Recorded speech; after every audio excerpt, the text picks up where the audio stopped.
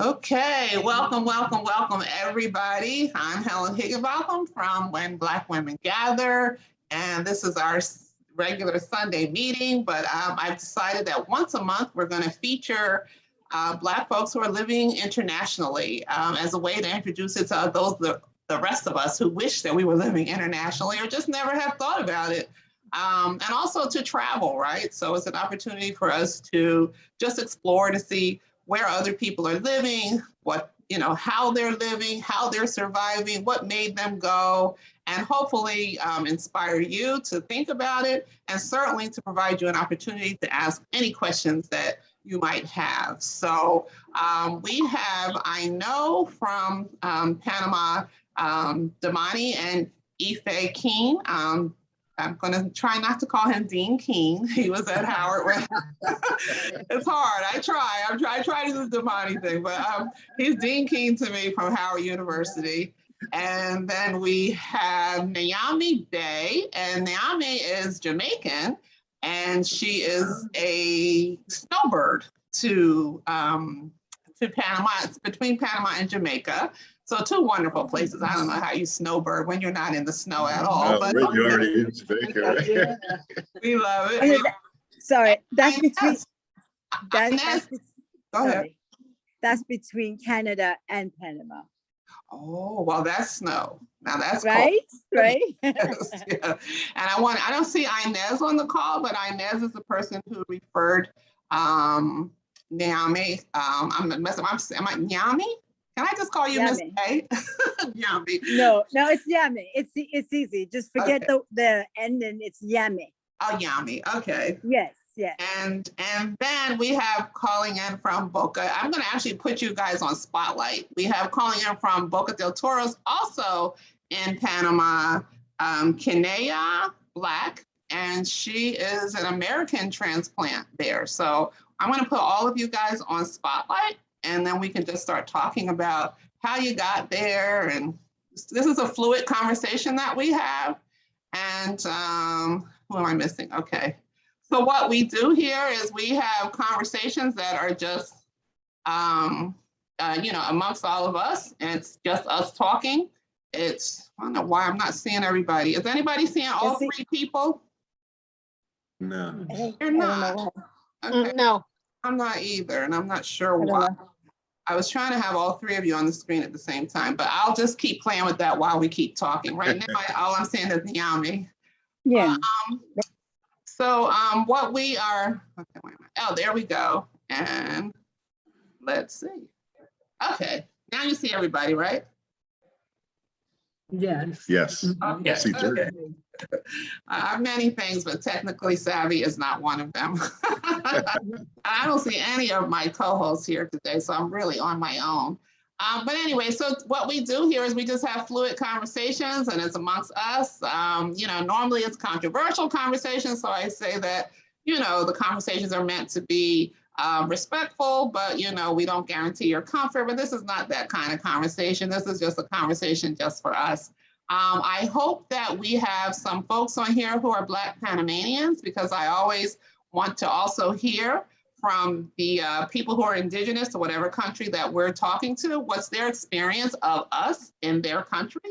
And do they have any tidbits that they would want us to know before we would come, or just experiences that they've had? So I'm going to start with Damani and Ife, and if you can just tell us, how long you've been there, what took you there, and all of you, when you talk about, how hard was it hard to get a visa? What's the cost of living? Just what kinds of things do people on stateside? And there are people usually on this call from other places, so don't assume everybody's in the United States. And just tell us. So welcome, Damani and Ife. Well, thank you. First of all, for having us. We really appreciate it. We've been in Panama now for 17 years. So when we came, we were kind of pioneers. We got here via a trip to South Africa, believe it or not. Okay. We took a trip in 2003 to South Africa and fell in love with Cape Town. And we At that point, we seriously started thinking about relocating out of the country. We were so excited about it. We started looking at property. We saw property there that was unbelievably inexpensive at the time.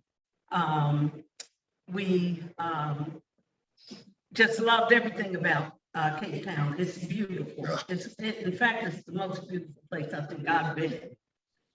We got back home excited, talking to our children, saying, you know what, we think we may take a chance and relocate out of the country.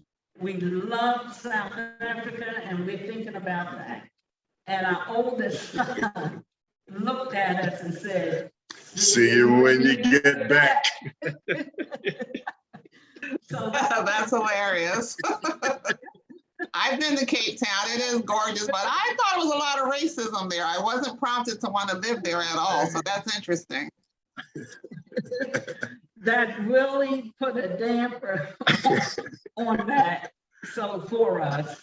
Right. Yeah, so it's so funny because we did love it there. Well, first of all, Helen, you know, white so-called supremacy is a worldwide phenomenon. So, you know, no matter where you go, you're going to encounter that. We just felt like, you know, we'd been active in support of African liberation movements and part of one ourselves. And we just thought we could do something in the motherland. English was something we could teach English. I mean, if nothing else, you know, we could volunteer, whatever. The cost of living was good. I just checked the other day. If we had gone there, our money would be worth 3 times what it was back then because of the rand went down. Right? So, because it was 6-to-1 rand to dollars, then now it's like 16-to-1 or something like that. Oh, anyway, wow. Okay.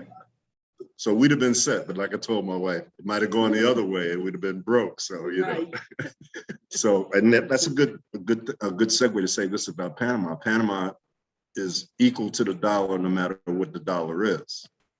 And so for those of us who are mathematically challenged like me, not having to do currency conversions in my head every time I go to buy something really is helpful, really is. And they use the American dollar too, so that's nice. Yeah, they use the currency as well. They have their own, Panama has its own metallic money, platino, for dollars, half dollars, quarters, nickels, dimes, and pennies. Yeah. So that's pretty cool. So yeah, we our oldest son, his name is Khalid. He kind of gave us a quick reality check. Yes. And we realized by that time we'd already done our budget. We figured we could get back to the States twice a year, you know, and all that. But you know, they're younger people with families, businesses or careers, and they weren't going to be able to get away. And it's a 22-hour flight one way, and it's expensive. So you know, we realized that wasn't going to work. So. Yeah, and my sister, who is recently deceased, went to South Africa with us. Yeah. And when we told her what Khalid said, she started looking for alternatives because she likes to travel too, and wherever we go, she would like to go. So actually, she is the one who, through international living, discovered Panama and passed that information on to us. So this is one of our favorite stories. She sent us this email. I call it the killer email. And this is how it started. You're sitting on your veranda.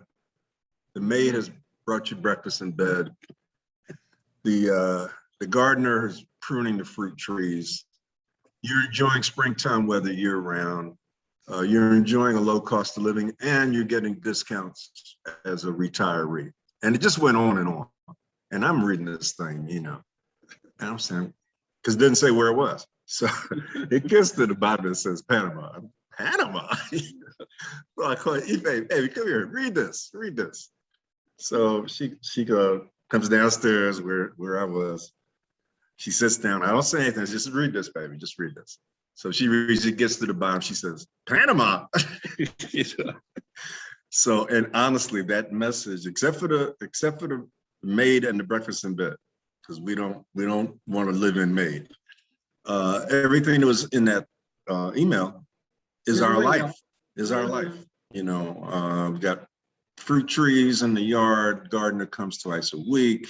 You know, I'm a city guy. I'm not a agricultural oriented person. So that's not happening. The grass would die if it was up to me, you know. So anyway, here we are. We're living that life, and I loved your sign, La Vida Africana. You know, I always try to think of something creative, and I'm like, what can I do for Panama? So, you did a great job with that. Yeah. So, and let me just comment that there are two others. Inez Seeley, who's on the call, put in the chat that she doesn't have a mic or camera. She can't participate, but she's here in Panama. And we did invite, in particular, among others, two others who said they were going to join. So I hope they have. One, they're actually blood sisters, Carm and Melva. So if they're on. They are Panamanian, correct? Yeah. Yes. So let us know when they get on so we can be sure. I don't see them. But if you all are on, identify yourselves, please. Yeah, so but I looked at some of the registrants. So I know that Maritza Farman Williams, she's Panamanian, and Ruth Rivera is Panamanian, and Arlene Perez Smith are Panamanian. So if you all are here, I'll be bringing you into the conversation real soon. If it's Ruth Rivera, she's actually from Puerto Rico. But she lives here. Puerto Rico, but I got that. Sorry, Puerto Rico, but lives in Panama. Thank you. Yes. So I thought. So now can we go to Boca de Toro? Is it Boca del or Boca de Toros? Bocas del Toro. Bocas del Toros, and I keep messing up her name too. It's Quinea, correct? Help me, Quinea. We can't hear you. Oh. Now I can. Go ahead. Okay. Sorry. Can you guys hear me now? I'm using my janky head. Yes. So tell us your story and how you ended up there. I have a different story. Let's see. It was January of 2018. I was sitting in class in college. I went to originally I grew up in Atlanta, and my teacher presented an opportunity for a study abroad trip to Costa Rica. So I obviously wanted to go because it aligned with my studies, and I knew that Panama was right next door. I am actually of Panamanian descent. My mother's side of the family is Panamanian, so I don't know, I'm just really into my family. I'm really into ancestry and culture. So that's always been very important to me and a very big part of my identity. So I was like, I have to go visit this place, Bocas, which is right across from Costa Rica. So I did. I came for about a week and I was able to stay with family and meet some distant relatives. And I was like really distraught when I left because it was such, I'm not supposed to be talking about the weather. It was gorgeous. It was calm. It was peaceful. And again, like I studied anthropology in school. Like culture is my jam. So there was just a lot of that here that I resonated with. And when I returned to the States after my undergrad degree, I just started looking at volunteer opportunities. And I don't know how this happened, but Bocas is a pretty random province. It's like what we consider like, I don't know, the country or the bush of the country of Panama. But I so happened to find a nonprofit organization that dealt with public health that needed like my skills or expertise, whatever I thought I had at the time. And they offered me a job at this nonprofit here based in Bocas. They basically facilitated healthcare clinics around the entire province of Bocas. So Bocas is, again, is the province closest to Costa Rica, and there are several islands. It's a series of archipelago islands. So my job at the time with that nonprofit organization was to go around and help facilitate these healthcare in really remote parts of the province that were predominantly Nobe, which is an indigenous community here in Panama. So yeah, I started my job. And Your connection is going in and out for us. Can you hear me? Quania, your connection is faulty. Yes, I can hear you. Okay, can you guys hear me? Yes, that's much better. Okay. I'll turn off this video for now. Again, I am in Bocas, so sometimes the internet is not great. Yeah, we get that. That's a part of living abroad, right? Yeah, it's part of living abroad. So yes, I stayed out my time with here in Bocas during the pandemic. I went back in September of last year to the United States and just didn't feel right. I didn't feel like Cold. Yeah, it was cold and there was a lot going on in the United States at the time. And I just kept my focus on, trying to relocate here. And eventually I did. And I just arrived again in September. I found a really nice studio apartment for very cheap, like a third of the price of what I would be paying for a 1-bedroom in Atlanta. And I'm just really enjoying my life. It's a lot different than it was in the United States, a lot slower paced, which I can appreciate. That's beautiful. Yeah, so is Rashida there with you or no? No, she couldn't make it. Yeah, Rashida. So I ironically, this is what was mind blowing. You know how Facebook sends you your memories from last year? What did they send me today? On this very day, 7 years ago, I was flying back from Panama. And I thought, that's so ironic. But when I was there, I met Rashida. She lives in Bastimiento, which I call Gilligan's Island for Black folks. One of my favorite places that I got to visit. And Rashida is, she was concerned about her connection too. She just moved to a new place and her internet is not good. So she's the one who put me in touch with Quania. So hang with us, Quania, don't leave. Miss Yambi, I need you to, we can't see you, we only see, I know you're resting on a beach chair, but you have to sit up so we can see your face. So go ahead and unmute yourself and tell us who you are and how you got to Panama. And I want all of you to talk about your visa. So Quania, I'm guessing you don't have your residency and that kind of stuff yet, right? You're too soon. I don't know, can she hear? Can you hear? I don't know if she can hear me. Go ahead, Yanvi, let's hear from you. You have to unmute yourself. Go to the bottom of your screen and where it says mute, click that, hit on that button, it'll unmute you. All right. Now, can you see me? Yes. Okay. And we can All right. see you. Okay. Resting on your beach chair. We see you. All right. So just for everybody, pronunciation, my full name is Nyamiche. Nyamiche is a Ghanaian name, and because of the pronunciation, you can break it down in two. And so for easier reference, I always tell people just to say Nyami. Nyami. Right. So my husband and I got here via Costa Rica. We were visiting Costa Rica, and I think it was New Year's of 2008, and having fun, having a good time, and just meeting people. And somebody said, if you take a ferry at the bottom of the road, you can get to Panama. And I was like, okay. And so we up on a ferry, came across the bridge, came to Panama, and just fell in love.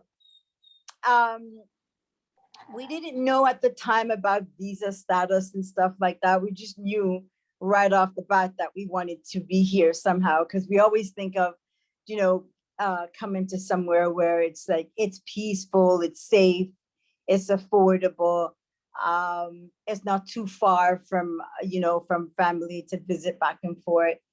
And Panama was very impressive for us because it just seems like we didn't have to change our lifestyle too much in order to fit in. The convenience was here, the food was here, the people just amazing. Like, people are just like, they, just easygoing, like we're used to. People will greet you along the street, buenos dias, whether they know you, yes or no. But one of the big draws for us living out here in Playa Blanca, it's a beach community. And it's exactly what it is, because there's other people here that are expats who are kind of like on the same kind of Toro. We go and come all the time, but we're always, we always together. And we have a real community here where, we check in on each other. We go to the groceries because there's a little ways to get to the main road. And so if somebody's riding up, it's really family oriented now. It's become really kind of like a family place. And yeah, we're very comfortable here. We're very comfortable. And like I said, the most important, well, the cost of living changed since 2008 until now, but it's still very, very affordable, very affordable. And we like it here. We'll be here for a while. That was one of the questions. If you all can just unmute, we can just talk. And, and those other folks who are on here from Panama, please, just jump in. I know you said Joe Jones is here from Panama. Not sure who else you mentioned, a few others, but just join in the conversation. So what's happening with the cost of living there? Because from what I understand, at one time it was very affordable. And I know when I was there, I got medical done. It was like a medical vacation for me as well. So can you tell people about the benefits of the cost of living and medical and how that works for you over there? Like I said, in 2008, things were a lot less expensive, but then like everywhere else, things are gone up, the price has gone up. And I think, I don't know if this is true, but I think with everybody keeps saying that it's cheaper. And I think that came just from kind of equating it with prices in the States, you know what I mean? And so, yeah, it's like things just went up, and that's not because of, but it's, you know what I mean? It did went up significantly. But it's still, like I said, it's still affordable. It's not like, it's not choking us or anything. Well, it's, yeah. Well, we're coming from Canada to us. For us, it's kind of like we still have to consider the exchange rate, because of course Canadian dollars is not on par with the US dollars. So, and even with that, we still find it affordable for the lifestyle that we were accustomed to. So what have I think, go ahead. Say something about I was going to ask Damani, he's been there the longest. What have you seen in the fluctuation of the cost of living, and what do you think drives that? It's definitely going up over 17 years. I mean, that's what you would expect. Yeah. When we were in the States, and I know some people may object to this, but we're trying to economize. So we shop in Walmart. And Walmart, just cannot be beat price-wise. I don't care where you live. They just beat everybody down. They beat the suppliers down. And so when we come back to Panama, we're comparing it to Walmart prices. But we spend a lot of time in Florida. Our oldest son now lives in Clearwater, and our other two live in the DC area. So if you step out of Walmart and start buying stuff, then you get a more, accurate view of what prices are in the States. And compared to that, Panama is still, affordable. Very reasonable. So I would like to say something about affect prices too. Go ahead, Can you Ife. hear me? Okay. It also has to do with your location. Because I'm one of the people that lives in the community. I live in a Panamanian community. I do not live in an expat community, and the prices are different in the Panamanian community than it is in places where there are expats, because of course, expats have more money, extra stuff that are not in the Panamanian stores. There's stuff in, you know, the Ray out in Coronado that I cannot get at my Ray. And so that is something, location has a lot to do with it also, because I live in a Panamanian community and things are more stable because Panamanians don't have that much money, you see, you know? And so things are different, not quite as pricey. Inflation is not as steep, you know. So location has something to do with it. Ife, You're not in a resort community. Are you from the States? Yes, I am. Okay, and we can't see your face. I don't know if you did. Right. I don't know why, but yeah. Oh, did you hit your start stop? There you are. Hey, Ife. Hey, how you doing? Imani, Ife. Ife is my home girl from St. Albans. Hey, in the house. I'm waving, though you can't see me. Can't In see. the house. Go to the bottom of your screen and hit the start video. We'd love to see you. Yeah. Oh, So who was okay. there first? Which of you guys were there first? They were. We were here before Anybody, yeah. They were. So people come to visit you and then they go home and pack a bag. No, I didn't visit them, but I met them when I got here. Oh, okay. I did not visit them here. I didn't know them before I came. Okay. Yeah. So when I was there, one of the things that I kept hearing from the locals was that they resented that the expats were driving up the cost of living even for them. So are you saying something different, Ife? No, I'm not saying that, because you know, the prices have gone up, but not to the extent as they are in expat areas. Still, because Panamanians just do not have that money, and you don't have the variety of things. If I want to get some, you know, 10 different kinds of cheeses or something, I'm not going to get that in the Ray in my area. Okay. You know, but I can get that at the Ray and the Super 99 in Coronado, you see, but I'm not getting it here. Gotcha. You know, where I am. And so, so things have definitely gone up. And if they're in areas where more expats are, because there are not any expats where I am, you see. So, you know, I'm just saying there's no level of comparison, not too many expats where I am in the community, because I live in a Panamanian community. And, you know, the expats would be from Guatemala and Nicaragua, that kind of thing. And Canada, a couple from Canada, you know, but I'm one of the few expats in my whole barriada. So can somebody share with people who are on the call who are considering like moving over there? Like what's an average, and I know it depends upon your area. So let's say it sounds like, so I know Boca is a nice touristy kind of area. So it's probably a little more expensive to live there, I'm guessing. Is that right? So if you also, it's very far away, and also you have to take a boat to get there. So there are a whole lot of reasons why Bocas del Toro is more expensive. It's lovely. It's a beautiful place. You have to have a boat to get there. I'm just saying, and it's not on the main. It's not on the main. If you can just share what's the average cost of a decent apartment. So if somebody, I have one of my colleagues on, and I actually asked her to get in touch with you all. They're scouting out Panama this week, planning to move there soon. So what's an average apartment? And, you know, is it like 400, 500, 600 for a night, and try to compare it to what's happening in the States? Dean King, can you answer that one, or you don't know? We don't really know much about the rental market. So we wouldn't be really qualified. So I've helped several people move here. So I'm kind of in touch with that. So what would someone expect to spend on a decent apartment? I'm saying if you know, whether it's in the city or it's closer to the beach, if you have like $1,000 to work with, if you got $1,000 a month to work with, yes, you can get just about anything.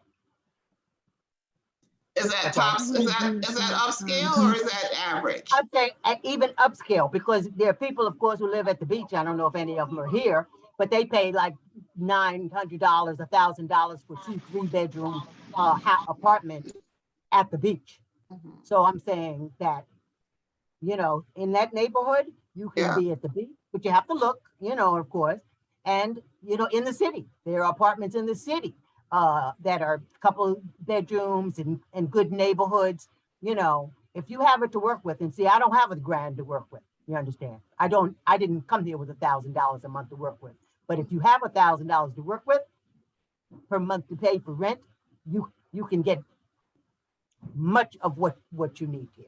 You have to look and talk to people who live here, because oftentimes, let's say at the beach, at Playa Blanca, and all those places are at the beach, all of those things are individually owned. You know what I mean? They're owned by individual people. Right. And so you find someone that's charging you $1,200 for a 3-bedroom, but yet there may be someone that's going like $900 for a 3-bedroom. You know what I'm saying? So that's why knowing people, kind of talking to people where they are, because that's how I find where my place. I talked to someone at a luncheon and said, "Where do you live?" And she told me, you know, and we followed her home and, you know, et cetera, et cetera, et cetera. But I found it through people. And so things that because they push the things that are expensive. They want you to think that you need $2,000 to, you know, to be able to breathe. Or, you know what I mean? You have to be had $100,000, $200,000, $300,000 to be at the beach. None of that is actually real. You know, I know it. Take it from someone who came here with less than $1,000 a month between me and my husband. You know what I'm saying? I'm coming from experience. Yeah. I have nowhere near $1,000 coming in a month. So I'm saying. So that's encouraging. That's encouraging. Oh, absolutely. You can find it. You need to look, ask people who live there, because people have, you know, because I know of one apartment building my friends just moved out of, which is extremely cheap, which is in San Francisco, in the center of town. But, you know, they're not going to like show you those places. You know what I mean? If you go through a realtor, this is why I'm saying knowing someone and in conjunction with a realtor, you know, you can find some really, really reasonable places. Okay. So it's still, affordability is still a key thing here. Okay. Dean King, you, I'm assuming you're a homeowner there, because I see a question in the chats about how difficult is it to purchase property there? I am not a homeowner by choice. I mean, Damani are homeowners. I am not. I do not want to own anything in some other country. By choice. Let me just comment on Ife's neighborhood. She mentioned her neighborhood. It's a very nice neighborhood. We've been to the house. I mean, it's a very nice neighborhood, good neighbors, the whole thing. So I don't want you all to think just because she's not paying a whole lot that, you know, she's not in a nice environment. She really is. I'm in a great house. No question about it. But what I am in a middle-class Panamanian subdivision. Exactly. You understand? Okay. So my neighbors are in high cotton. You see what I'm saying? For them, for Panamanians. Okay. Okay. And I'm getting along riding, you know, for the ride. Okay? There you go. So for purchasing, you know, we would never say our experience was typical, but we had such a flawless transition to Panama. You know, we know people that had problems, but our transition, everything, the move here, on the U.S. side, the move was rough, getting ready to come. But on this end, it was great. No hitches. You know, we shipped the car. We got the car on a Friday from customs after 5 o'clock. I mean, you know, just everything just was wonderful. And we had already by that time, of course, we'd already identified the home. We had gone to settlement on it, you know, with no problems. And it's been like that. So is the mortgage process different than here? I mean, is it the same, or how does it work? A large down payment?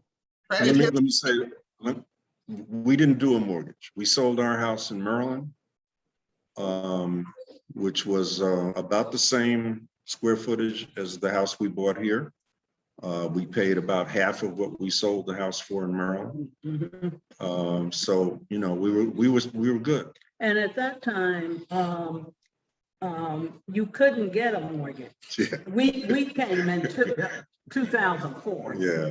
And at that time, you were not able to get a mortgage, but that has since changed. Yeah, it's changed.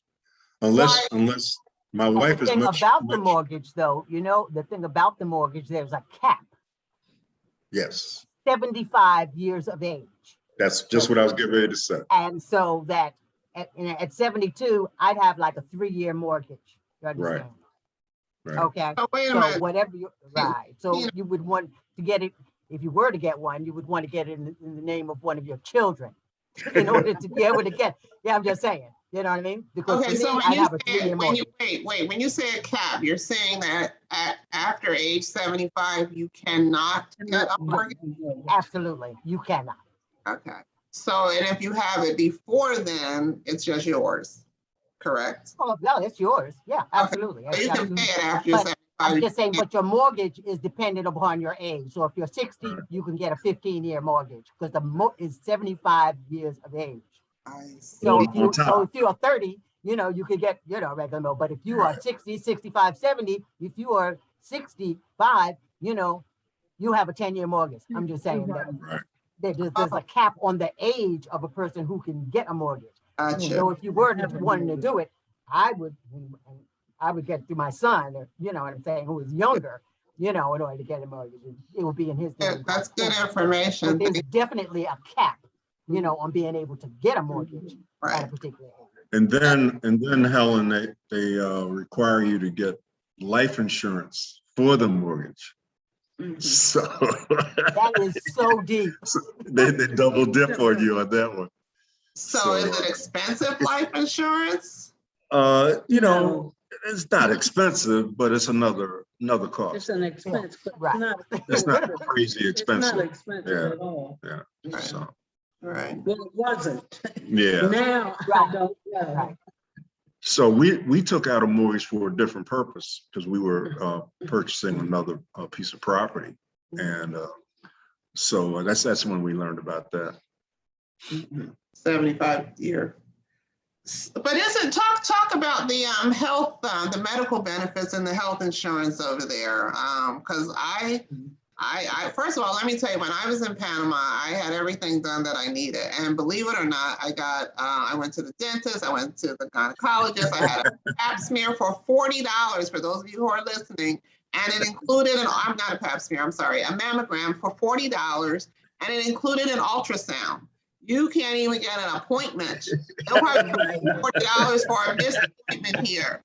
I went to the dentist while I was there and everything. So, you know, a lot of people come to Panama. I met a couple, and they were a white couple from Canada, and they had shopped around. And I forget what major surgery the wife needed, but they were there for her to get the surgery because it would have taken them a long time to wait for it, I think, in Canada because of the medicine. And maybe you can speak to that, Naomi. But it was just amazing. So people are coming over there to get medical, but there's also an age thing around that, isn't it? Well, they would have to pay out of the pocket. No, I'm just saying. I'm saying maybe cheaper, I but paid they're out. paying for it. But isn't there something once you live there, once you become a resident, isn't there some special thing about age? No? Yeah, Yes. you get a discount, 20 to 25% discount on medical stuff and prescriptions and stuff like that. Yeah, You still have to have money.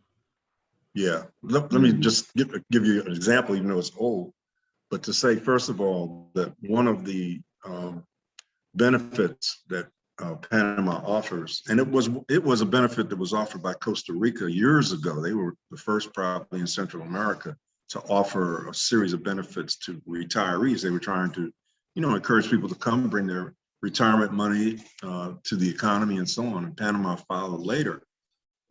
Costa Rica has since, I'm told, cut back on that.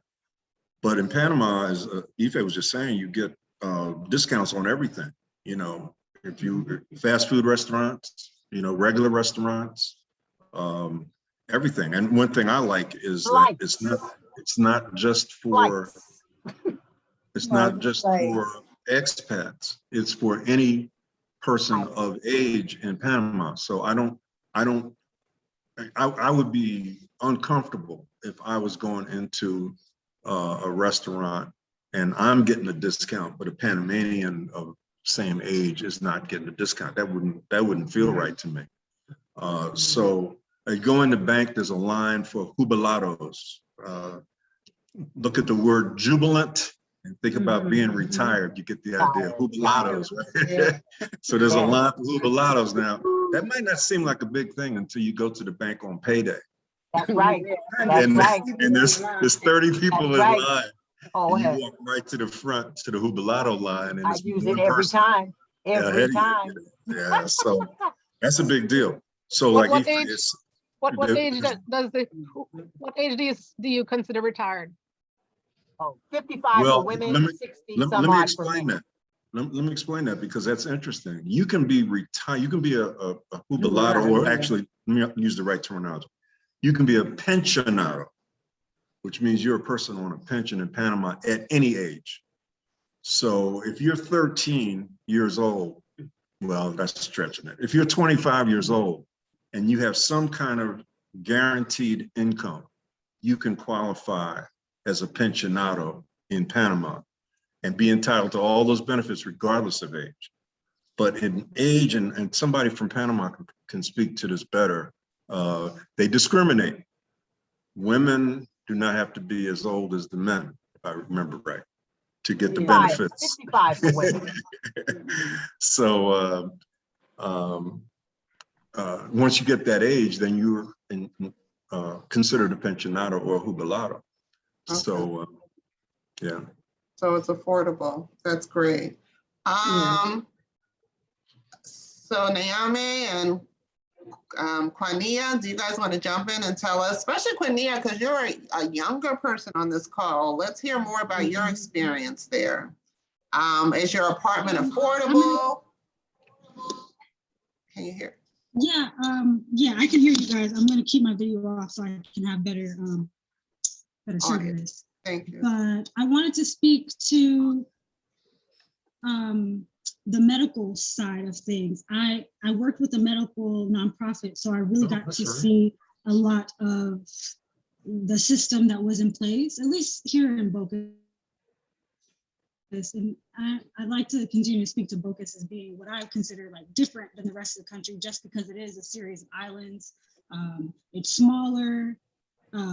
There is a large expat community here, but there's still a very large community of Panamanians, Afro-Panamanians, Afro-Indigenous people, Indigenous people. But I had a friend whom I met here, and she needed actually to get a blood transfusion. She received 2 blood transfusions, like a couple of ambulance rides, included a taxi boat ambulance ride because she did live on an island that didn't have the main hospital. And I had to go in there and get her out of the hospital, and I paid $35 to get her out. It included all her care for, I think it was 4 days, including the transfusions. So, I mean, it's not to say that, you know, the time and the experience that I had in the hospital dealing with that was easy, but just comparatively financially, it's significantly different here when you need emergency care. Yeah. As far as my apartment goes, I would agree. I'm not sure who was speaking before, but they said that if you have $1,000, you can pretty much get, you know, anything. I would say it's the same here in Bocas. My apartment is about $500 a month. It's a studio apartment. It's a nice size. I have a private balcony. It's included of all my utilities, my gas, my water, my electricity. And my family, yeah, my family is actually, they're always getting on to me like, oh, you can live for somewhere cheaper. But I really like this place, and I think it's fine. Again, it's about 1/3 of what I would probably be paying for myself in Atlanta. And in Bocas, anyway, you can get very nice locations close to the beach or really far away or close in town, and really stay within $1,000 and be just fine. That's great. So Naomi, you're living in a resort, if you don't mind, if you don't have to, just curious, like ballpark, what are people going to pay to live where you're living? like Ife said, I would agree with what Ife said. It because these units are individually owned, it just depends. You're safe with $1,000 to $1,200 for rent. Yeah, you're very safe, and that's true. It just depends on who the landlord is, and you know, if you're willing to either sign a longer term lease, you know, as opposed to 2 months or whatever, you know what I mean? Yeah, you can live for rent for about that much a month. Yeah, it's fair to say. For those of you who are renting, tell me, so here in the States, you usually pay first month, last month, whatever, but I've been in countries where they really want you to pay a full year's rent up front. Is that the situation over there? Or is it month to month? No, I've never heard of it here like that. I don't, if it exists, I've never heard of it. Yeah. But it's where you can pay, they do ask for like a security deposit in some place. It's just, or just the first and last month rent. That's what we do. We don't have to pay in excess of anything other than that. Yeah. I would like to say one thing about that though, that's true. Just the first and last month is what's happening. However, I have been living in the house that I'm living. I'm renting this house, and I've been living here. And I will tell you what I'm paying. I'm paying $600 a month, and I paid $600 a month 9 years ago, and I'm paying $600 a month today. Wow. You hear me? Yeah, we hear that. Does not happen in the United States of America. No, it does. Really? He has not raised the rent, not one dime. So is that including your utilities, Ife, or are you paying more for utilities? So you pay. I pay my utilities. Are they affordable? Yes, absolutely. You know, and you get discounts too. You get a jubilado discount on your utilities too.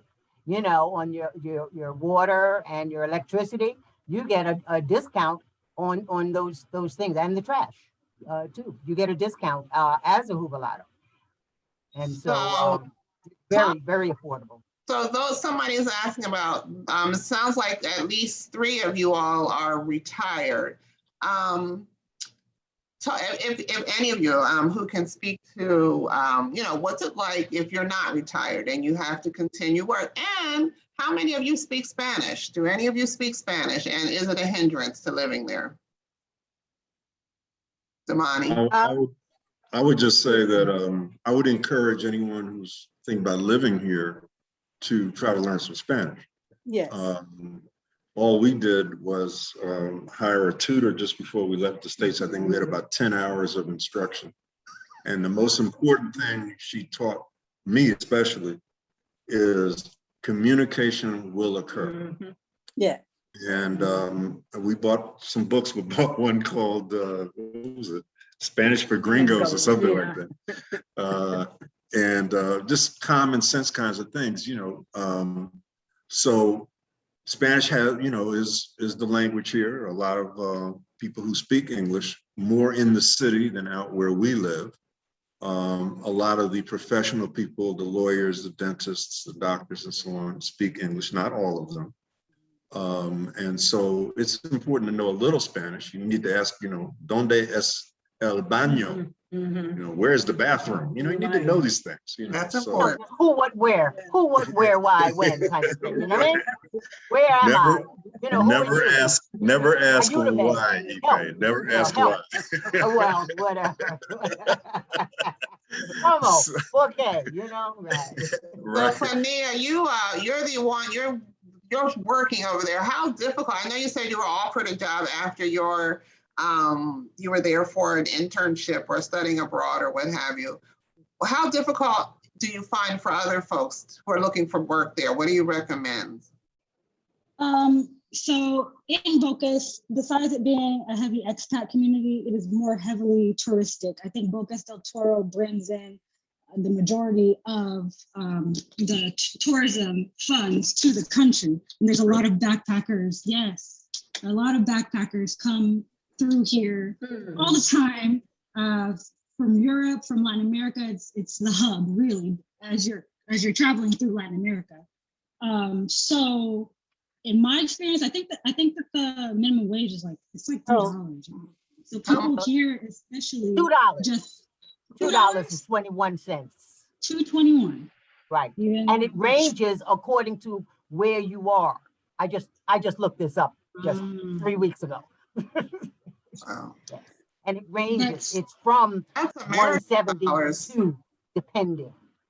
Yes, that is American dollar. So if you are, wanting to move to Panama, and especially Bocas del Toro, you are probably not going to find a job like you would in the States that is comparable to the kind of income that you would be receiving there. A lot of people here, it's so much more community oriented because it is an island. So people kind of find their own trades to offer people, whether they cook food or they do artisan work. A lot of people come from outside and create their own businesses. But what I will say is that a lot of people work online remotely. That's really Right. the thing. That's the way, yes, because they do not Right. encourage you. They don't want you to come here and take a job from a Panamanian. Let's get Yes, that not a straight. lot. They do not want you to do that. So that's why, the whole job thing, they don't want you to come here taking a job from a Panamanian. I would imagine a lot of people come there and teach English, or no? To businesses, no? I found, There is that, I'm just trying to think of things that people can suggest. I'm looking at some of the questions. Somebody says, is it a safe place for older single women? Definitely. I would say you're not going to put yourself in position where you have to be trying to defend yourself, but generally overall, it's pretty safe here. It's pretty safe. Yeah. you need to take regular precautions, the usual precautions you would take anywhere in the world. Anywhere else, yes. Because I'm from New York, and I act like I'm from New York, whether I'm in Panama City or, in Rio de Janeiro. Okay. You have to take the same precautions here as you do in other places. Anywhere else. You know what I I mean? agree. True, that is true. And agree. compared to other countries in Central America, Panama, last time I checked, at least, is Very about the safest. So Yeah. It is, absolutely. I also saw a question about the bars, like safety bars. I saw that somewhere in the chat. And I would like to say, at least in my experience, the gates and the bars on people's homes is not necessarily an indication of how safe that area is. It's also like an aesthetic thing as well. It might be to keep burglars out, but it is aesthetic. People really, at least in Bocas, take pride in how they kind of decorate their gates and their bars around their home. It's not to say that just because there are homes with gates and bars that it's automatically unsafe neighborhood. Here's another question. What advice would you give to someone traveling with children?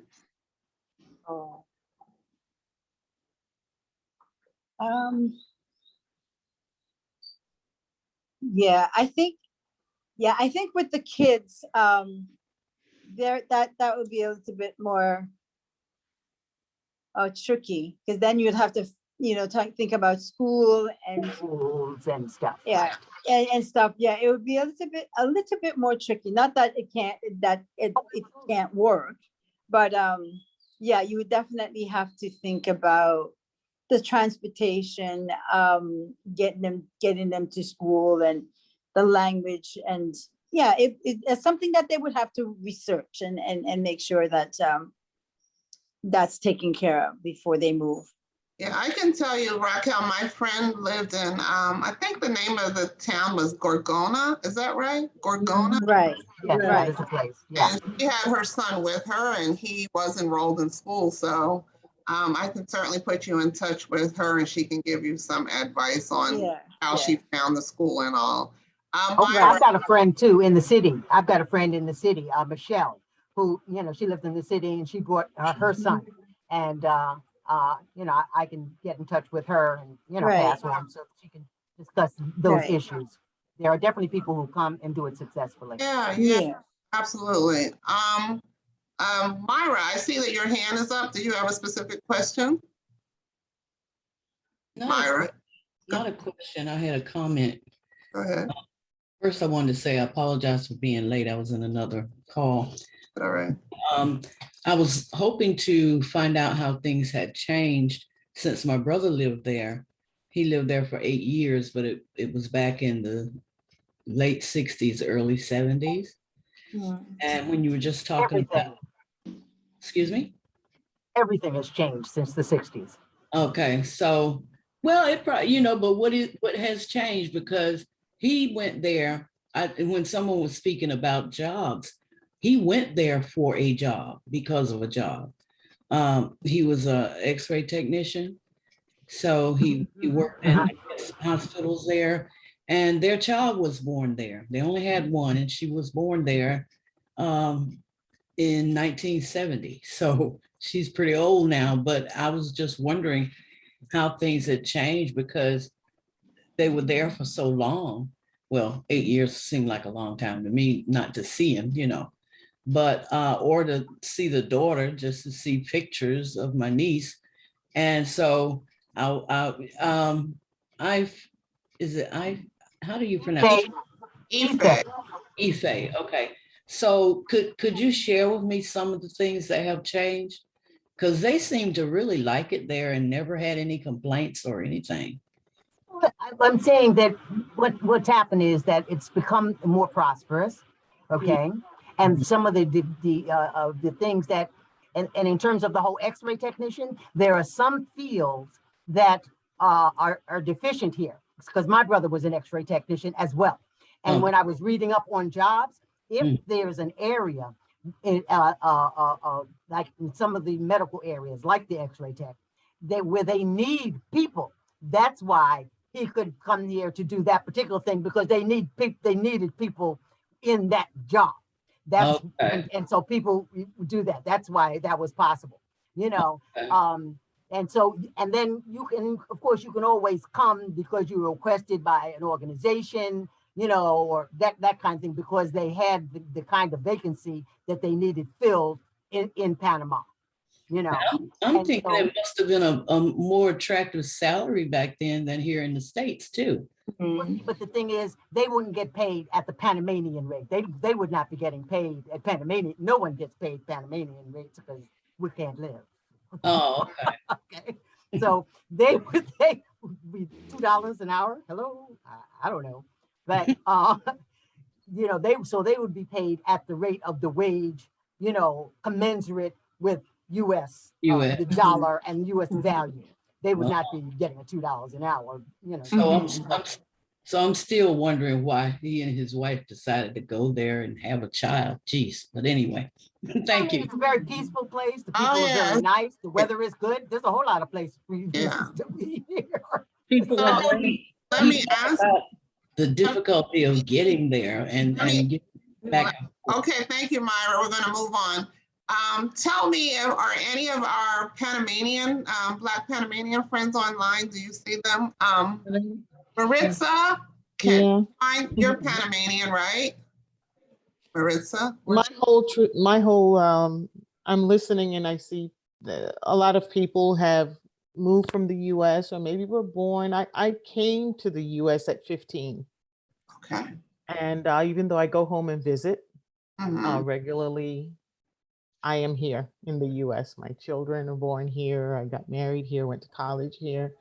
But I go home regularly and I'm listening to everything, and things have changed. The one lady that was just speaking about, you know, 60s, 70s, I moved here in 78. So going back to the 60s, I'm young still.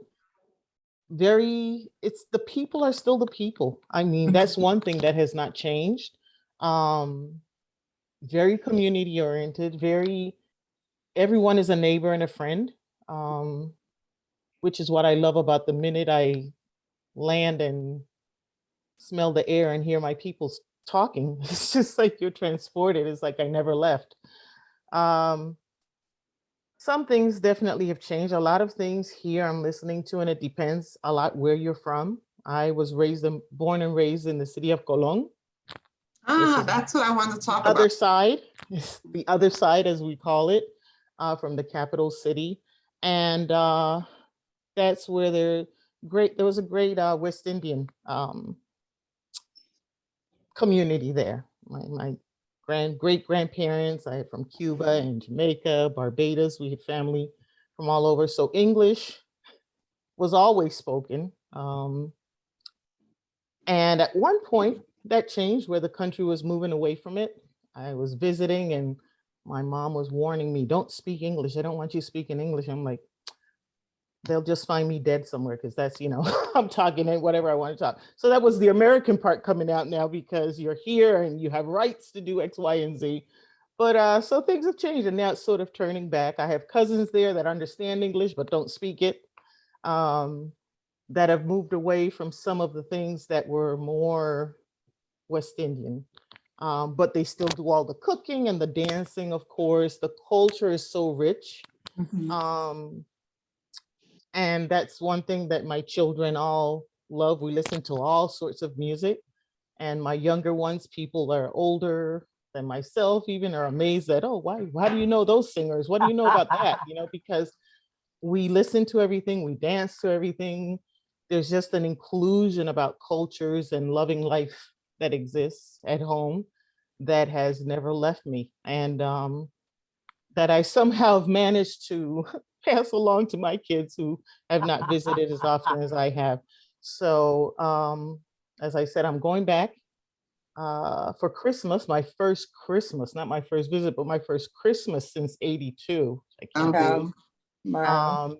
So I'm so looking forward to that, COVID and all, because it's so different what Christmas is here. I spent a lot of Christmases here in tears because it was so depressing, the difference of how we celebrate and just open up to everyone. So I'm so looking forward to that. But the schools, someone asked about that. There's a lot of private schools. Panama is so international. Like I say to my kids, I was always exposed to all different cultures. I had very good friends that went to school with me that were Jewish, and their parents would cook when they couldn't eat anything outside of the home. We had lunch and the mother sent everything that she cooked for, my friend, for all of us. Friends that were from India that lived in the same building we lived in. So we ate a lot of their foods. And so it's you can find just about everything and everyone at home. And I think what the beauty about that is that if they've been there for a very long time, they become just Panamanian. I think you'll find that along the way. I'm not, you see what we call coolie Indians that are there. Yeah, they speak with an accent. They don't look like, but they're Panamanian. When you ask them, they're not Indian, Panamanian, or like I tend to hear all the time, Italian American or whatever. They're just, Panamanian. And I think there's just beauty in that as well. So, and Bocas, you just have to love water and love boats. It's not, I love the beach, but I don't know about the boats and hopping from island to island on boats, but beautiful. Yes. So Yeah. It's sort of a different experience. When I was in Bastimento, I always put another E in there.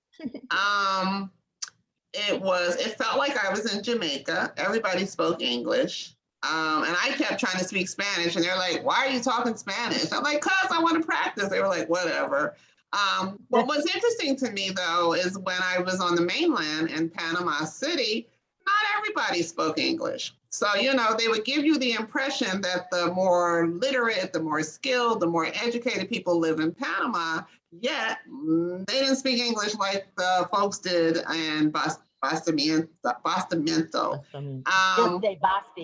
Basti. I just love, yeah. To me, I tell you, it's my black. I tell you, it's Gilligan's Island for Black people. I just loved it. I didn't know where I was going. A friend of mine, I was already in Panama. She said, "Come, I have a surprise for you," and she just had us meet her. We met in Panama City, and then we flew over to Bocas. And next thing we know, we're like on this little water taxi going where? To this little island that has no cars, no nothing. Like, are you serious right now? And she didn't tell us what to pack. So we had all this luggage because we didn't know where we were going. And the people were watching us as we got there. And I felt like that's right.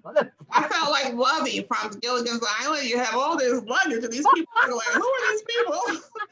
All this luggage on those water taxis. Yes, it was. I loved it. I loved it. I loved it. But yeah, it was definitely like being in Jamaica, and everybody spoke English. And I'm just assuming that people from building the canal just stayed in the areas. That would happen. That's essentially what happened. Yeah, yeah. And a little known fact. I was here. Oh gosh, we were here quite a while when I discovered that there were some African people from the U.S. who also came to work at the canal. Although most came from Jamaica, Barbados, and other Caribbean places. And so a lot of them did stay. Some went back, some stayed, and it's as Maritza said, it's a thriving, community. And so Maritza, my dad lived in Cologne. He was from Jamaica, born in Jamaica, lived in Cologne, he and his sister. So your family might have known my family back in the day. It's a small town, and generally you'll find that if the family surname or surnames, you mention it, one or two, somebody will know the family. It's a small town, not doing as well as capital site is doing right now. There's a lot of work to be done there, but the people are still there. I just love their spirit. The spirit is beautiful, no doubt about it.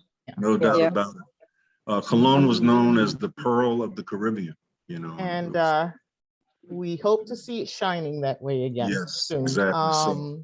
Has been used and abused Yes, by the Panamanian government and still, and still, absolutely.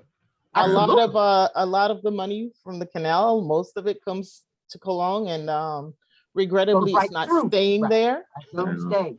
But I keep saying I'm sure that pearl will shine again. So there's a lot of people still fighting. So yeah, a lot of blacks are in what I was told. A lot of blacks were in Cologne. Is that correct? Yeah, and I was going to say that, as we said at the top, white so-called supremacy is a worldwide phenomenon. And Cologne being a predominantly African populated area, it suffered as a result. There's no getting around that. So but as Maritza said, the spirit of the people is indomitable, and we will thrive some way, one way or another. So talk to us about the racism there. I mean, I know nothing's like American race. Well, I shouldn't say that. America has its own brand of racism, but is there colorism there? Do people call them, and do we have any Black Panamanians who are living there? Do we call ourselves Afro-Latina? I mean, we talk to them. They identify as Panamanians. They identify as Panamanians. So people don't distinguish themselves according to race. They're just Panamanians. Not in Panama, not Panamanians, because we used to run a business that's called Black Expats and Exploring Panama. And the biggest question we got was, wow, there are Black people in Panama?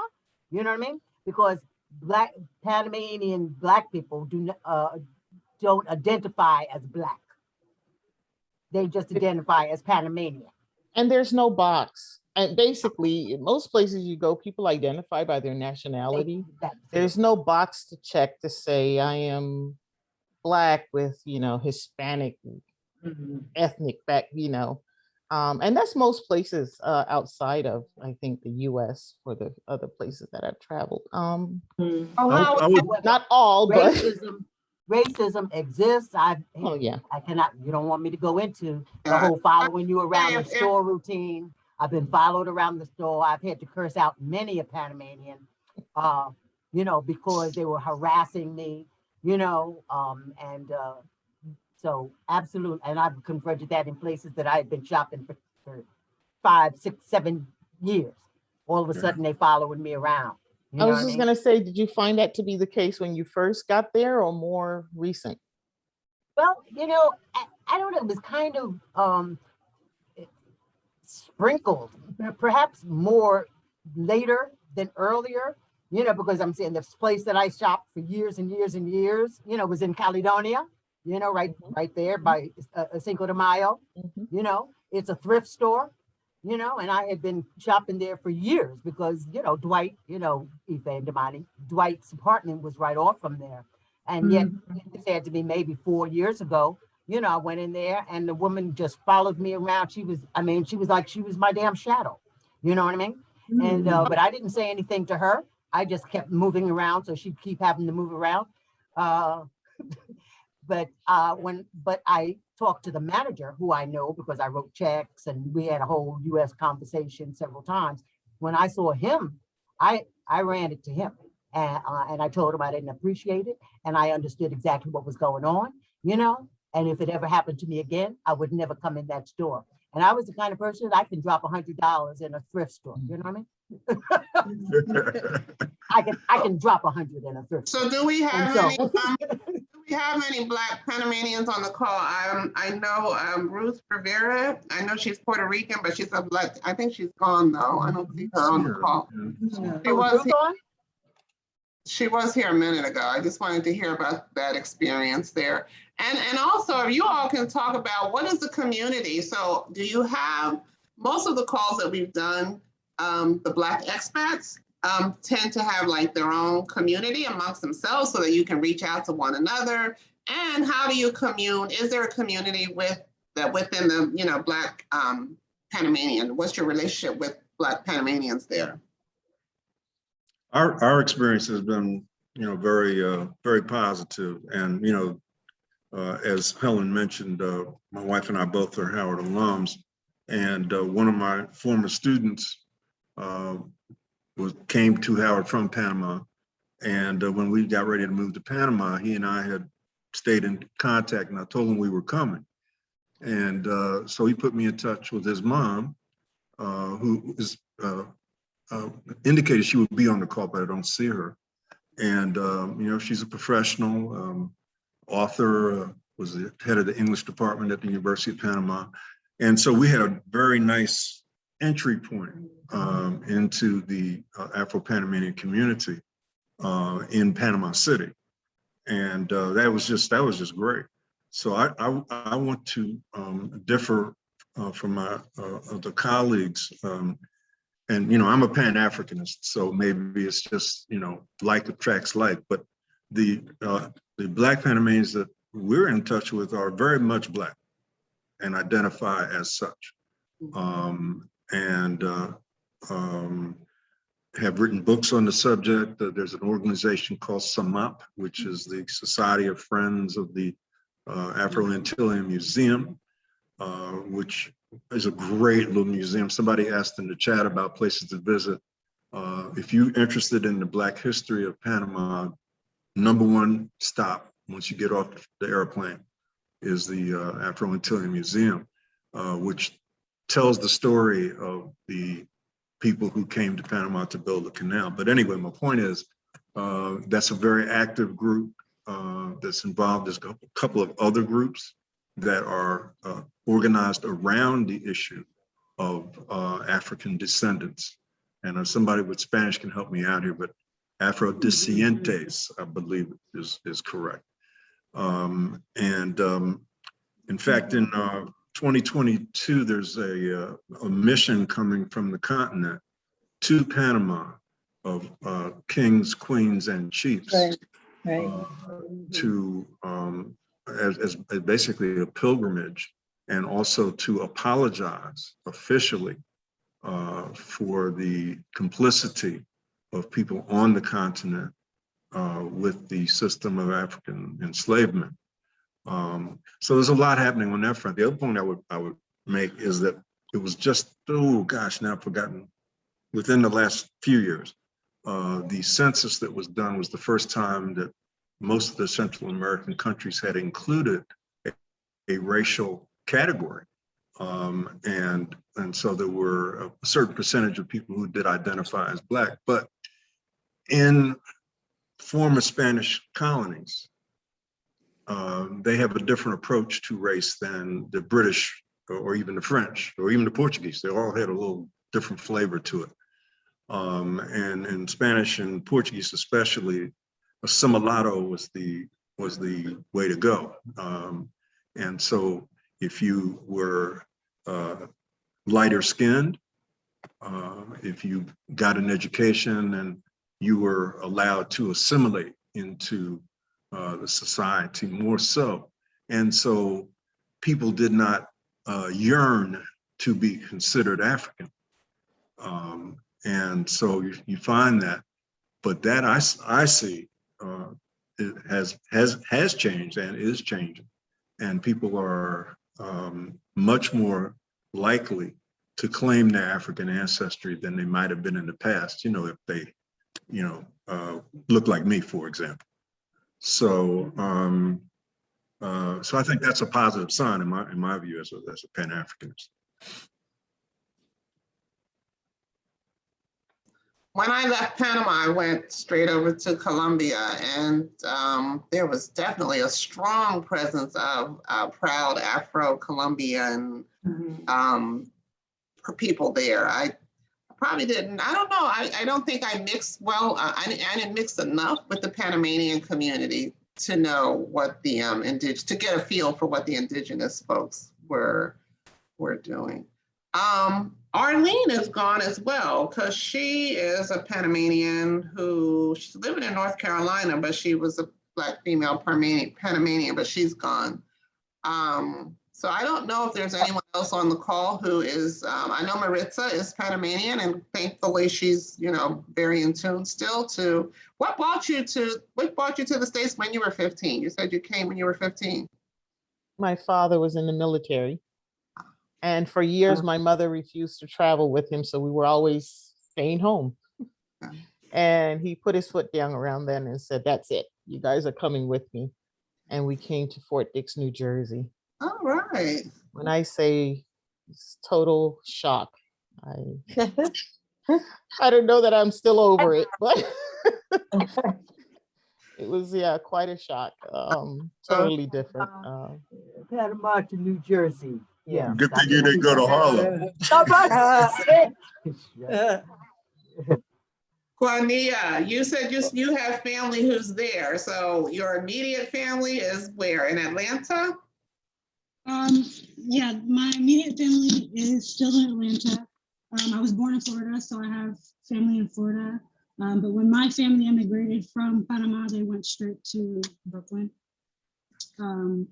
And honestly, I have a lot to say about my experience with Blackness returning here as someone who is from the United States, and also as someone who considers themselves Afro-Latina or Panamanian. So much so that I am currently writing something on it. I'm crafting a memoir about that experience, because there's just a lot to say about how we perceive ourselves and our Blackness, at least in the United States, versus how other people perceive our Blackness, and even how we perceive our Blackness in different spaces outside of the United States. But I will say, I think that for me, if you're considering to move to Panama as someone of the diaspora, in my experience is just living in a heavily touristic area here in Bocas, there is Black privilege here, with the fact that maybe you speak English, you look like people, so you're not getting charged as much, you're not getting gouged prices for your water taxis or whatever. But yeah, it's been a whole thing for me. I don't know that I can sum it up here on this call, but my experience here, being from both sides, is really telling to the experience of Black Panamanians. For instance, there was a strike yesterday here in Bocas with the water taxi boteros, is what they call them, because there's a gigantic pirate ship that is now going to be going from, well, it was docked, but now it's going to be taking tourists to a specific beach. And the boteros are upset because they believe that this ship is going to affect their livelihood and their ability to take tourists to this particular beach. Yes. Yeah. So that's a big thing here currently. And I do see both sides of the situation, I think, because of my identity and just being here and kind of absorbing it all from both sides. Wow. So if anybody is interested, yeah, please reach out to me. When you say the Black privilege, can you elaborate on that a little bit? Like exactly what is it? Yeah, for instance, you said that like you went to Basimentos and there were many people speaking English. I remember being with a group of friends. One of the girls was not Black, she was from Canada, and the other one, she was from New York, again, not Black. I never considered that, well, the language that they speak along the Caribbean and Panama, and especially in Bocas, is called Guari Guari. And it's similar to a patois. It's a language and it's a dialect. So I didn't really consider that I knew this language and English as well. And so I am able to like understand both languages when like buying things or getting onto, you know, a taxi boat. Like I think because I am Black and because I have the experience with both of the languages, I don't know, I don't get price gouged. And so that's really when I considered my privilege, because these people did not understand what the both men were saying. Interesting, interesting. Mm. Anybody else have anything? Lisa, help me with some of the questions in the chat. There's a couple questions, Helen, that I would like to address, because a lot of them, the answer depends so much on where you are. People ask, what is your week like? Or, you know, what, Yes. we used to always get it when we tell people we're retired, so what do you do all day? You know? So the simple answer is whatever we want, you know, but we stay busy. There's so many, you know, different parts of the country, the beach, the Caribbean coast, the Bocas is like really a different country. It really is. Together. From almost the rest of Panama. And then where we are in the highlands, then Panama City itself, half of the population of Panama lives in Panama City. And so it's the only place in the country like it. Museums, upscale restaurants, local bars, Mr. B's, Maritza's still there. So whatever you want. Somebody asked, probably asking an Afro-Panamanian this question, but what do they need or want from incoming Black expats? And I would just say, you know, be family, you know, be respectful. Respectful and we polite. of course, yeah. We of course try to support, you know, businesses that we know are owned by brothers and sisters. That's what we do normally anyway, wherever we are. I think it's just, you know, one of the things when we first got here, my reaction was, you know, we vacationed a lot in the Caribbean before we moved to Panama. And my reaction was that the Panamanian folks, and I'm not talking about Black people now in particular, but we're kind of, I read it as kind of standoffish. But what I soon realized is that Panama, the culture's different. So I'm from New York. You know, we don't speak to each other because if you spoke to everybody, your jaw would drop off after 2 or 3 days. But here in Panama, if you walk into a barbershop, a small store, any small business, if you don't speak when you come in, you're being rude. And so I realized I was being rude. I didn't realize I was being rude, but I'm walking in the joint and I didn't say anything. So they're like, who does he think he is, kind of thing, you know? So once I got the flavor of it, it broke the ice. You know, we would drive in our area here, we just driving around and seeing people, they sitting on their front steps or front patio, whatever, and they're just looking. But if you smile and you wave, then they're just as friendly as you can imagine. So there's a lot of dynamics going on. There's the class dynamics. You know, first of all, we're driving in a car. All right, so right away they know, you know, that we don't quite look Panamanian, although, you know, from a distance we might be, you know. So there's that. So probably figure we're foreigners. All right, and daggone Americans on top of that, you know. With their, you know, because we are just arrogant. Americans just arrogant. The ugly American is the traveler. Dealing with people. So my point is that once we figured out that we were the ones breaking the rules, and all we had to do was just be friendly, say hello, and it's just like everything opened up. It was just a whole different experience. Right. I like to say that's kind of like in the South, you know, where you speak to neighbors, and even on the bus, because I'm a bus rider, you know, and so when people get on the bus, they say Buenos tardes or Buenos dias, you know, when they get on the bus, you know, and so that was something that, you know, we recognized immediately. So when we get on the bus, we say Buenos dias, you know, or Buenos tardes, you know, because that's what they say. And indeed, you know, if you nod to people, you know, just like Damani said, they will nod back and they'll smile and, you know, that kind of thing. And I had the experience of people constantly trying to, because I was smiling, but not saying much else, trying to converse with me in Spanish. You know, I'm sitting there and smiling and being nice, and they start like, you know, kind of, you know, especially the old people, you know, venting about young people not getting up or whatever. And, you know, and so they're there and I'm like, sí, claro, you know what I mean? I don't really know what's going on, but I get the vibe. I got the vibe, you know what I'm saying? And so, you know, if you're friendly and warm, they're really, you know, really gracious people. I just wanted to say that is so true. And it's something that I've even raised my children. Like I'll get up early and I'm usually the first one moving around, and I'm in the living room as they wake up and they might be headed to the bathroom, whatever. They look over here, good morning, Mom, because we were raised growing up in Panama. When you enter a space, or if you are walking, sometimes they're elderly or just people sitting down, if you're even walking past them, you speak. And it is rude not to.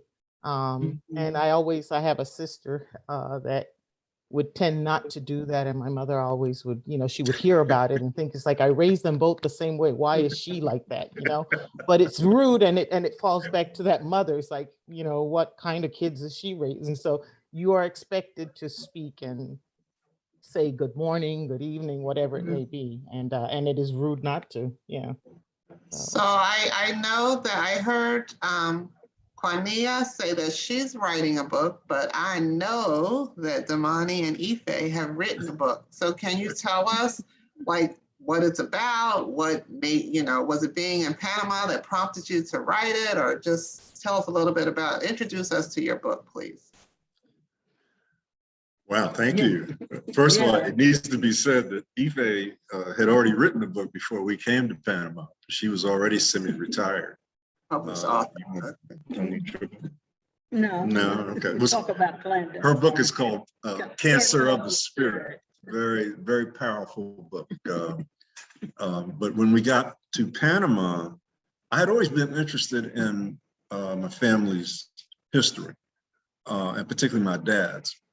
Because his was, I thought, more interesting than my mom's. Born in Jamaica, came to Panama, and then went to New York. So I figured, you know, and then I have these cousins, his sister's children. She had like 12 children, born in Panama. Here we're in Panama, so let me try to find them. Still haven't found them. Still looking, y'all.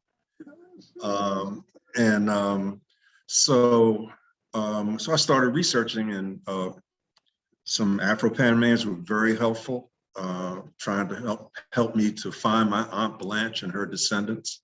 Maritza, you know anybody in Cologne back in the 50s and 60s named Blanche? Anyway, so I didn't make any headway, and I still haven't found any of those cousins, even though I found some other Keens whose father also is from Jamaica, but as far as we can tell, we're not connected and they haven't done DNA. Anyway, so I shifted focus and started researching my mom's side. And I wasn't expecting to find much, but man, I found a tremendous amount. And I found out about my great-grandmother, Mariah, who was given as a human wedding present at 10 years old, enslaved, of course. And later, according to family lore, became a spy for the Union. And anyway, it's a long story. Anyway, I was That's inspired. the rebel in you. It comes natural. I was inspired. And Ife and I went to my mom's hometown in Franklin, Tennessee, where Mariah had lived. And it was amazing. It was just amazing. I'm leaving out so much of a great story about how we came to write the book. But anyway, we did end up writing the book. And it's called Clandestine. In fact, let me do this. I'm writing it in the chat. Clandestine, the times and secret life of Mariah Odie Reddick. And Mariah, turns out Mariah was really something. We couldn't even tell it all in the book. She was a little bit on the wild side sometimes. Yeah, we started out just wanting to tell a story about Mariah's as an enslaved woman, and then later as a free woman. But somewhere along the way, our mission became to tell a story of this African culture. So that's what we hope we have done in Clandestine, and we just hope that it will be a gift to all readers. So where can people get your book? Oh, I see. You just put it on Amazon. We publish it first as an ebook. So you can go to our website. I'll put that in the chat too. If you want the ebook, it's in a PDF format. It's not in Kindle format. The advantage of that is the illustrations are in color. And we also published it a year later. In fact, it's been about a year and 2 months now. We published it as a paperback, and that's the one that's available on Amazon. And we are fortunate enough to have our editor here with us. The other Ife. Ife was our editor.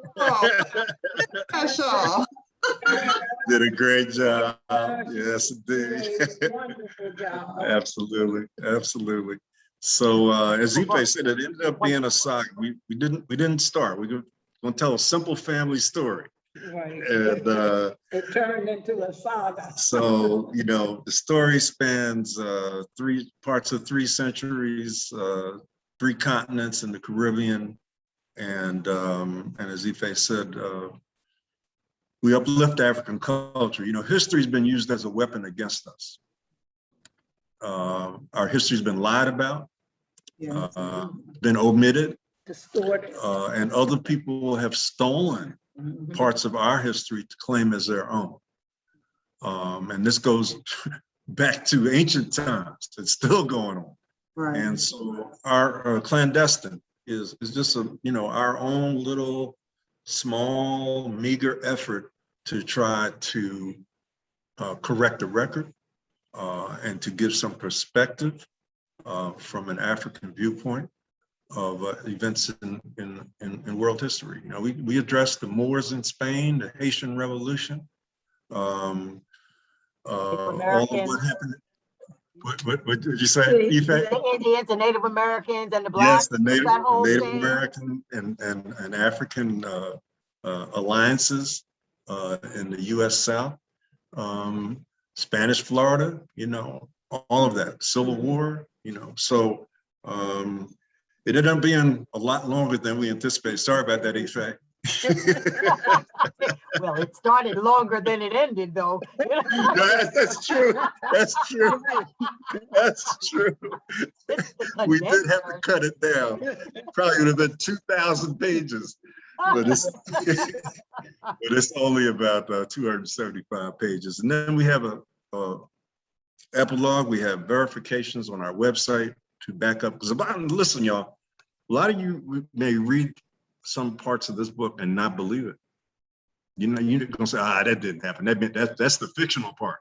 They made that up. But there was an African fort in Apalachicola, Florida. There was, and it had cannon.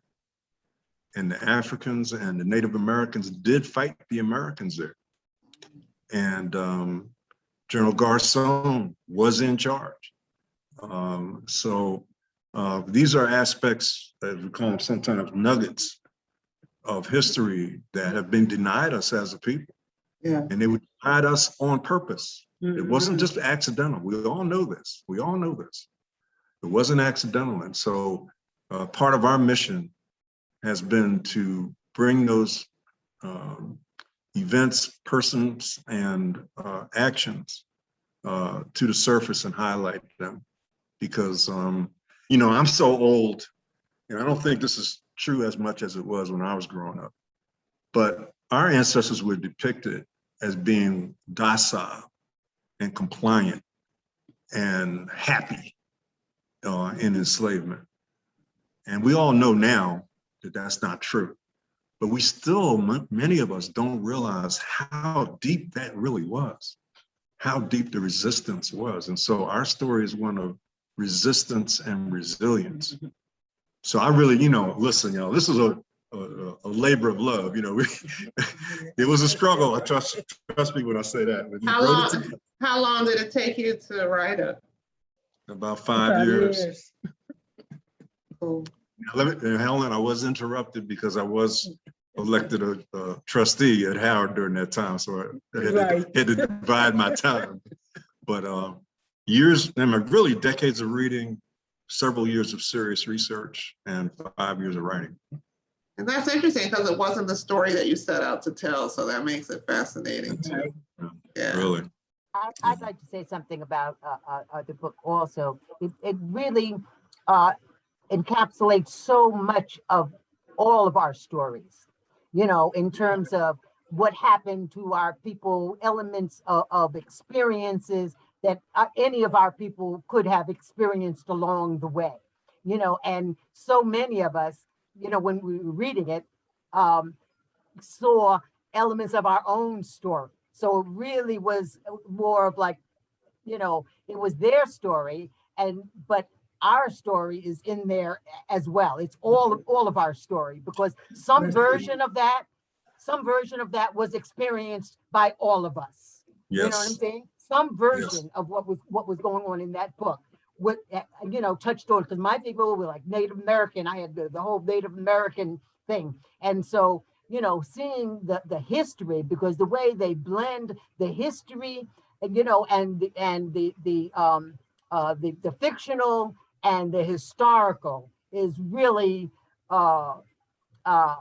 really brings it to life, you know, because these are real people doing real things, maybe not in the sequence or the time, but all of it happened. You know what I'm saying? But no one was there to get down the dialogue, okay? So they had to, you know, come up with the dialogue. No one was taking notes at the time, you know, but really, it really, there's so much of all of our story as African Americans, Afro-Antilians, Afro, whatever we are, you know, all of our story is woven within the threads of that particular story. It's absolutely remarkable, and it was a pleasure and a blessing to be a part of that endeavor. Great. Thank you, Ife. Thank you, and thank you, Helen, for giving us the shameless plug. Oh no, not at all. Please, you know, buy the book. Buy the book.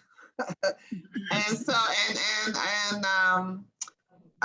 Quania, when you're ready, you know a publisher now who's there in Panama. So an editor. I'm sorry? I'm an editor. So if you want someone to edit, I'm the person. Editor. So I'm glad to meet you guys for sure. It sounds interesting. So interesting. Right up my alley. yeah. So that's good. So connections. So we're going to wrap it up in a minute. So if I know a few folks are on here. Joe Jones, did you have anything you want to add? How long have you been there? And all of you, do you recommend that people should come? Do you or don't you? And if you do, what's the best piece of advice you can give to someone who's wanting to come? Anybody? I will go visit several times and visit in different seasons. Okay, and also go to get outside of Panama City and see more of the breadth of Panama before deciding where you want to live, because there are more options than are usually presented to you initially. You know what I mean? And coming various times at various times and going to different places within the country over the course of years. My husband and I came for like 3 years before we relocated. You know, we knew the country, we knew the interior, we knew the city, we knew the coast. We had been to Bocas del Toro. We had been through all of those places. So we understood where we wanted to be when we did land, you know. So coming several times in different times and going to different parts of the country, you know, that would be my best advice. Good advice. I see somebody bought your book already, Dean King. Raquel. So when she comes, you have to give her a tour. No question. Thank you, Raquel. Thank you. Oh my Beautiful. goodness. Thank you. Let me underline something that that Ife said too. That night, it was November 6th. Wow, I just realized just a few days before what would have been my mom's 100th birthday. What day, Dean King? My mom was born November 9th, 1913. And so November 6th, 2013, I was online doing this research and kind of threw my hands up in the air because I got frustrated, it felt like I was going to have to go to the courthouse or whatever. And I said, let me Google Mariah's name. Thank goodness it wasn't Smith or Jones, you know. And so I Googled Mariah Reddick. And I've said this before, but the doors of the Library of Congress opened up. It was amazing. It was amazing. And that's where I discovered that she'd been given away as a human wedding gift. That had not been passed down in the family, you know, history at all. So when Ife said, our editor Ife said that this was other people's story, her husband Ken, when I shared it with him, he said, my ancestors were also given as a present. So, you know, we're all sitting here today. Many of us have very little information about our ancestors. And the stories that have been rescued from history are all of our stories. We don't realize it. And I want to say to you all, you might have had an ancestor who was firing the cannon at African Fort. You might have had an ancestor who was in Virginia with Nat Turner. You might have had an ancestor who ran away to the Dismal Swamp in Virginia to get away from enslavement. You might have had an ancestor in Jamaica that participated with Queen Nanny. You know, we don't know these connections. And so I think when we have the opportunity to recapture some of that, it's a wonderful thing. So Raquel, thank you so much. We appreciate it. She says she can't wait to read it. Go ahead, Joe Jones. What do you want to tell us? Yeah, I just want to compliment this forum because you shared just some dynamic and wonderful information about your experiences in Panama. I can't imagine that there are any other forums comparable to this where you have Black folks from various parts of the diaspora, but a lot from the US, to be able to have an opportunity to have a direct firsthand presentation of information from those of you who live there. Margarita and I, along with some other friends, have had the wonderful opportunity to visit Panama twice, but what made that experience so unique and dynamic is because the connection that was made for us to entertain this trip was through Ife and Damani.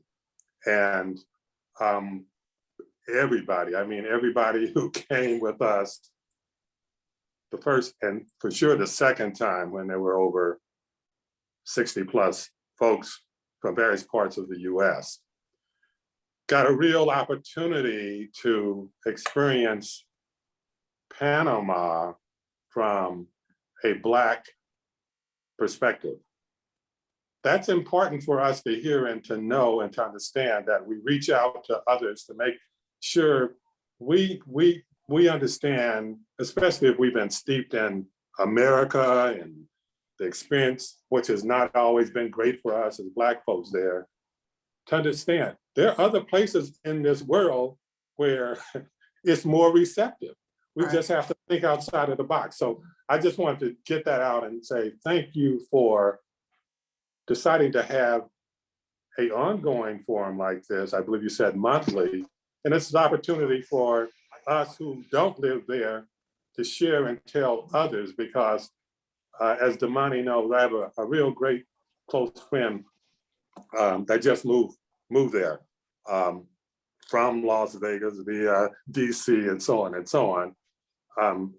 A brother by the name of Larry Mosley, and he's been very instrumental in the organization that I'm a part of in the US called One of the Black Men of America. And it takes those kinds of transitions and interaction to really expand our knowledge and insight about, we have other choices.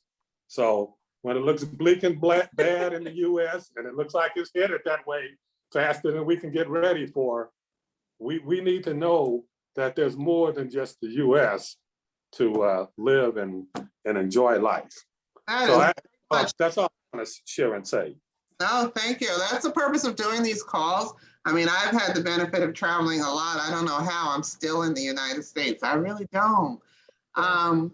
But, you know, I'm certainly very open to living abroad. And, you know, and there's been some comment in the chat, at least to me personally, about after this terrible verdict that happened last week and the mood of the country. I mean, is there any talk over there about what's happening? Or, I mean, are those the kinds of things that spark people leaving the country? Like, do you hear, what are some of the reasons that people say that they come to stay? Well, if Trump had won, we all would have been over there, but it didn't happen. So we're still here, but who knows? But it did happen. But it did, when it did happen, when he did win, there was an influx. I'm saying when he did win. Yes, yes, there definitely was an influx. That's a whole After he won. Yes. But you know, when I was there, it was interesting because my friend lived in Gorgona, and very nice building, lots of white expats who made it sound like they were just tired of America and they had moved and they were never going to go back to America. Well, as it turns out, they were there because Barack Obama was president. And interestingly enough, when she came back to the state, I mean, my girlfriend never came back to the States, but all her little friends, a lot of them who were from Texas and places like that, for whatever reason, we have Trump in office and they all flocked back to the United States. So very interesting. It is amazing that more of us didn't leave during the Trump administration. And I'm going to tell you, if you have a passport, you need to keep your passport. Everybody needs to have a passport that has at least a good 10 years on it, because we might have to make a mad dash. I'm telling you, be ready. So someone also asked about, you know, coming, what's the best time of year to come? And I guess, is it sunny on the whole country? There's no winter, there's no fall anywhere there, or is there a change of seasons in certain parts? We have basically two seasons. Two seasons? Rainy and dry. Rainy and dry, or as the Chamber of Commerce calls it, green season. It's the rainy season, and we're just at the end of rainy season now. And it essentially does not rain from usually shifting, usually from about mid-December to about mid-April. And we get very little rain, but Panama has many microclimates.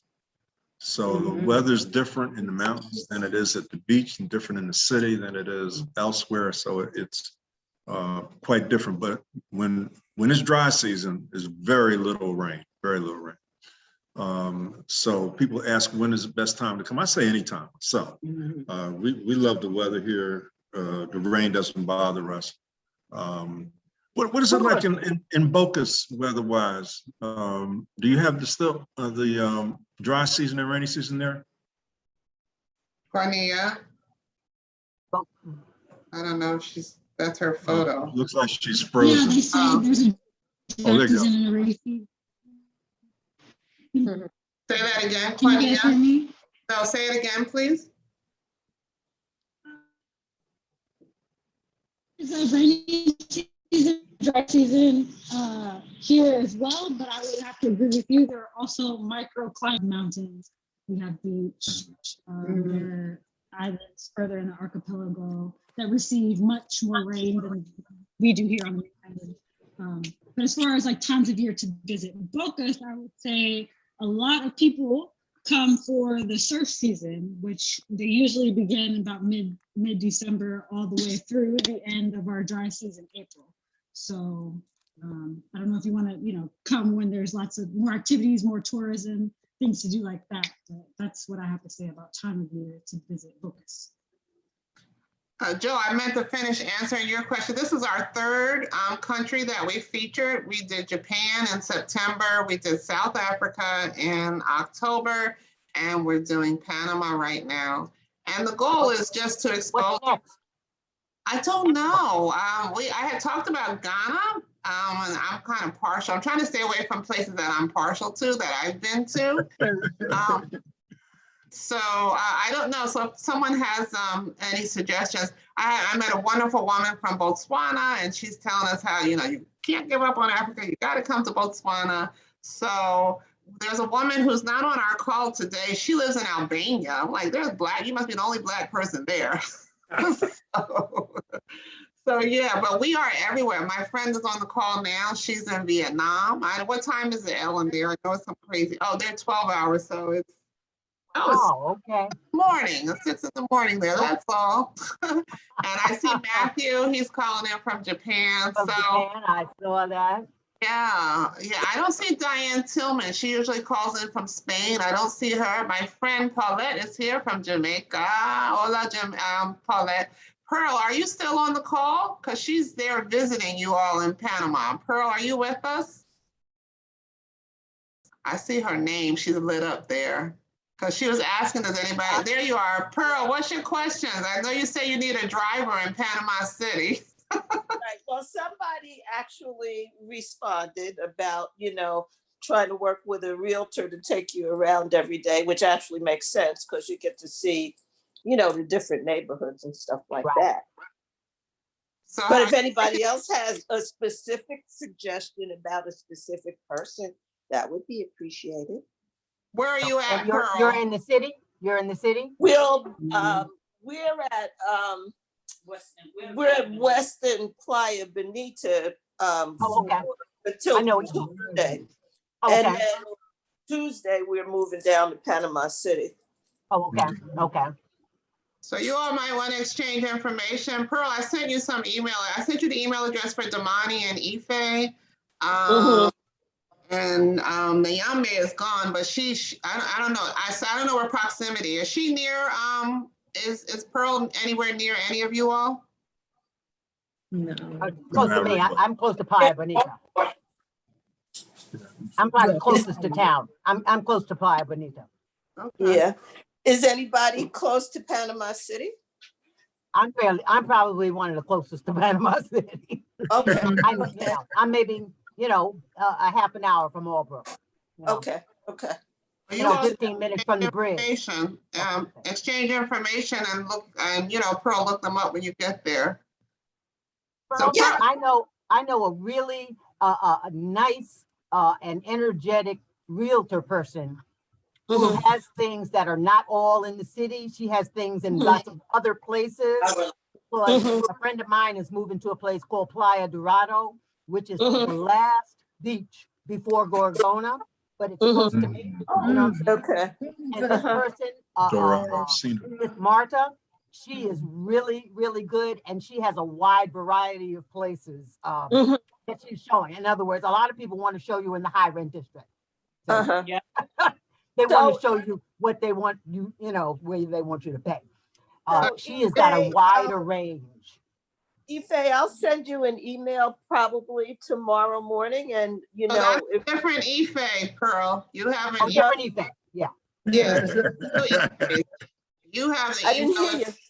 You have the email address for Ife and Damani. You need the email address. Well, you have that one. So you're talking to Ife Grady though, who I didn't We'll say put you in touch. We'll put you in touch. Don't worry. Absolutely, yeah, absolutely. You know, they know how to get me, but, Yeah. and I can put you in touch with Marta, you know. Okay, so Damani, I will send you an email, sometime during the day tomorrow. And then Okay. if you hook me up with Ife Grady as opposed to the other Definitely will. guy, Not a problem. I appreciate that. All Not a right. problem. Have a safe trip. Helen, there's one question in the chat. Patel asked that really deserves an answer. She asked about COVID. How are things in Panama in regard to COVID? And we used to track this. Putting all this shit in the chat like I can remember. Pearl, you need to mute, girl. I know. Sorry, everybody. All right. So I would just say that we track Panama's progress compared it to the U.S. During the first probably 10 months or a year of the pandemic. And Panama was doing really, really well. Now have you? 80%. Panama is 80% vaccinated at this time. Yeah. This just in. This just in. Okay, good. And I've been tracking it. There you go. 80%. I want to assure you Go Panama. that we don't have a lot of people walking around Panama refusing to put masks on. Everybody wears masks everywhere. And acting all crazy. So it really seems like a very safe situation. We adopted, and y'all excuse my French for a second. We adopted the strategy of stay our ass at home. So that was the message that they were quédate en casa, stay the hell home. That was what was everywhere. Quédate en casa. That's right. Home. So Panama early on, their main concern was that the health system would not be overwhelmed. So they took what would be regarded in the States as extreme measures. We had days, certain days men could be out, alternate days women could be out. We had curfews of hours you could be out. Nightclubs were closed for months. So there were a lot of steps taken to discourage personal interaction. Stop selling alcohol. They stopped selling alcohol for 8 months. I'm here. It wasn't no alcohol. Here, I couldn't believe it. Alcohol in the United States at the height of the pandemic was considered an essential. Yeah, absolutely. It is. If you live in the U.S., it is essential. Hey, so. I mean, when I went to the store, to get some out, this early on, I'm going to pick up the wine or some rum or whatever, and they had these big, do not cross signs over there. And so I asked what a Panamanian guy, I said, no alcohol? He said, no alcohol. And so for 8 months, there was no alcohol sales in Panama. Well, let me just say, except under the table. I was going to say, one advantage of living in a small village like we do is that you could work something out.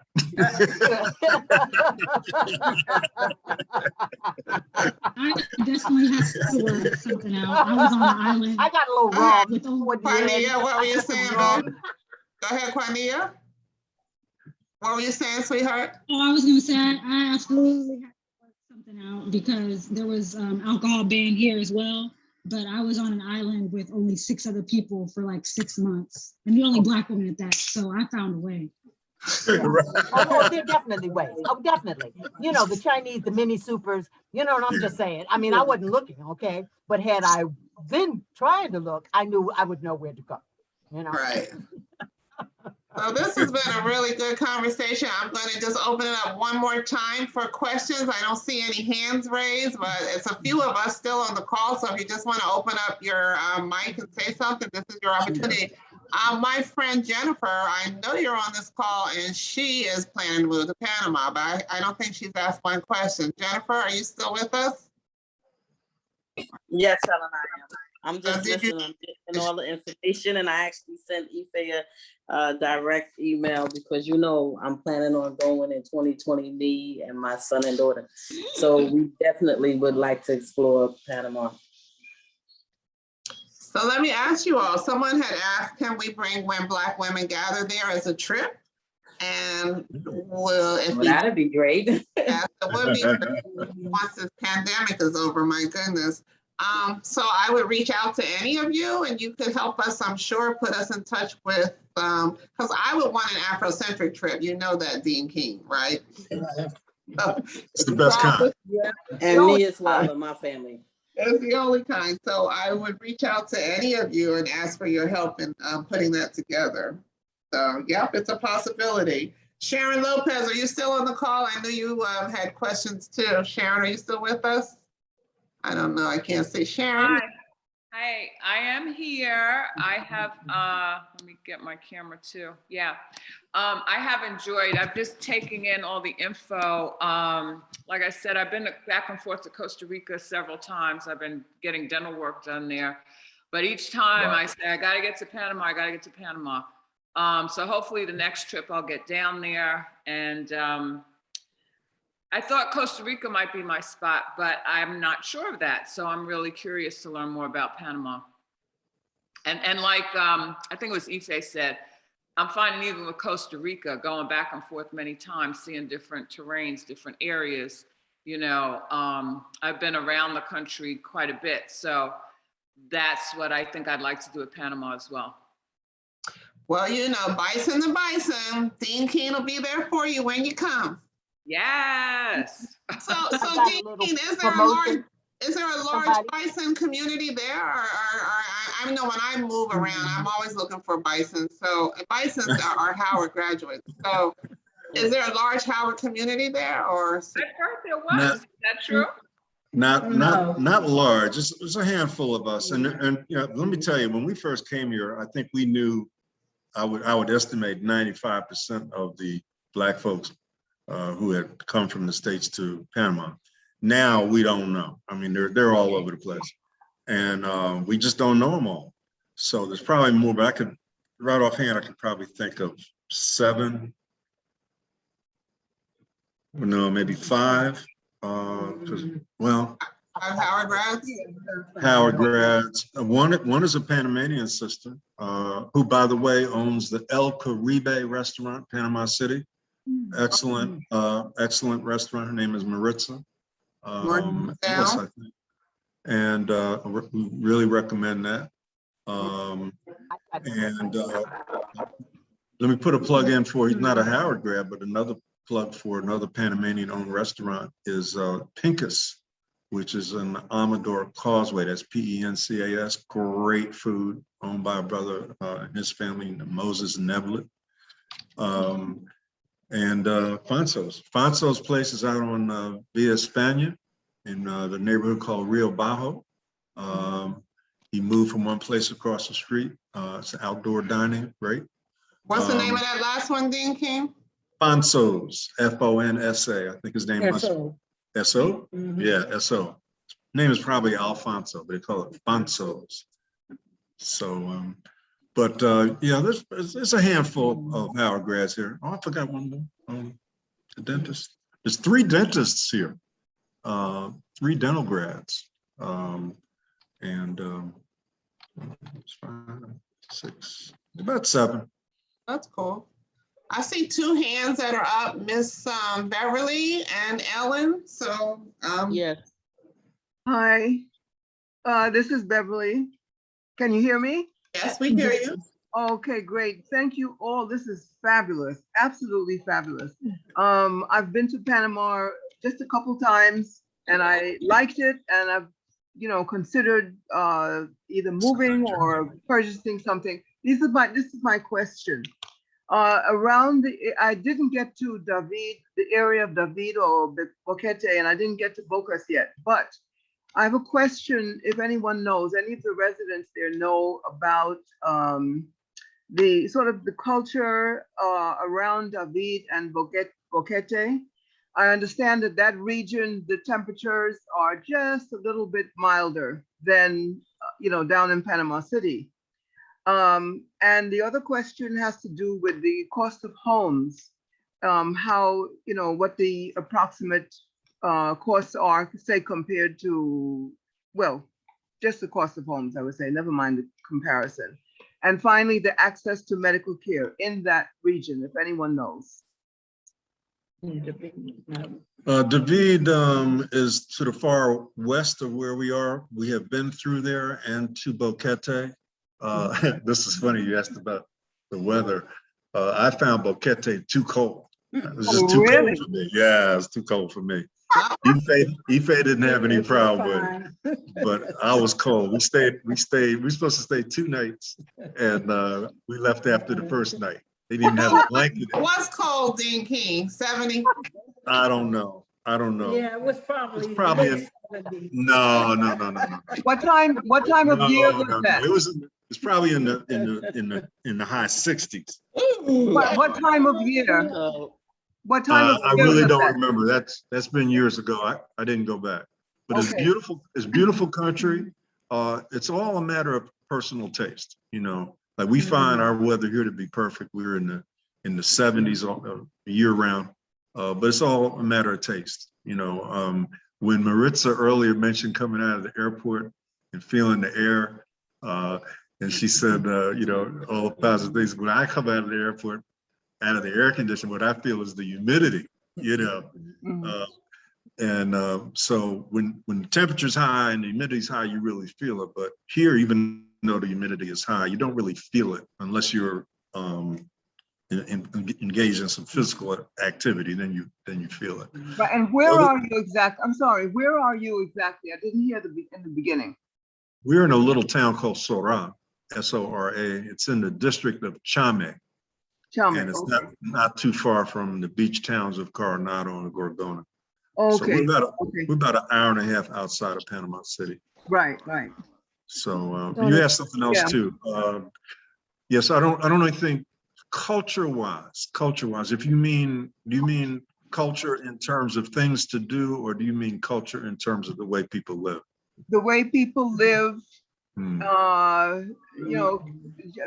characteristics in terms of that local society. Yeah. And Yeah, I don't really know much about David or Boquete. Boquete has become a real center for American and other expats. White people. Thank you. Yeah, primarily. White people. It tends to be cooler, and I think it's just if you even on YouTube about a year ago, so that they showed a few Panamanians snowboarding because they got snow. Too cold for me. It's okay to visit. It's very mountainous, so the higher you go, in the elevation, you might get some snow. And that's not my. I don't know about that snow, Maritza. I don't know about that, but you don't want to go to Panama and have to deal with snow. I want 90 degrees every day. So where is that at? Vietnam. Well, see, Panama does not really get that. It's hot. You don't have a lot of 90s running around in Panama because you have the breeze from the ocean, from the waters all around. You don't really do nothing. And I was in Atlanta. You don't really get to the whole North Carolina and Georgia heat that that is happening, and forget New York. In terms of that, you don't have that. So it's comfortable enough to be warm, but it's not like just sweltering. I mean, unless you're just outside, just sweltering. You know what I mean? But well, I just want to wear sandals and shorts every day. I don't want to have any use. I've had the same winter coat for 10 years because every year I say, this is my last winter. After COVID, I think I'm going to need a new coat because I need a bigger coat. But other than that.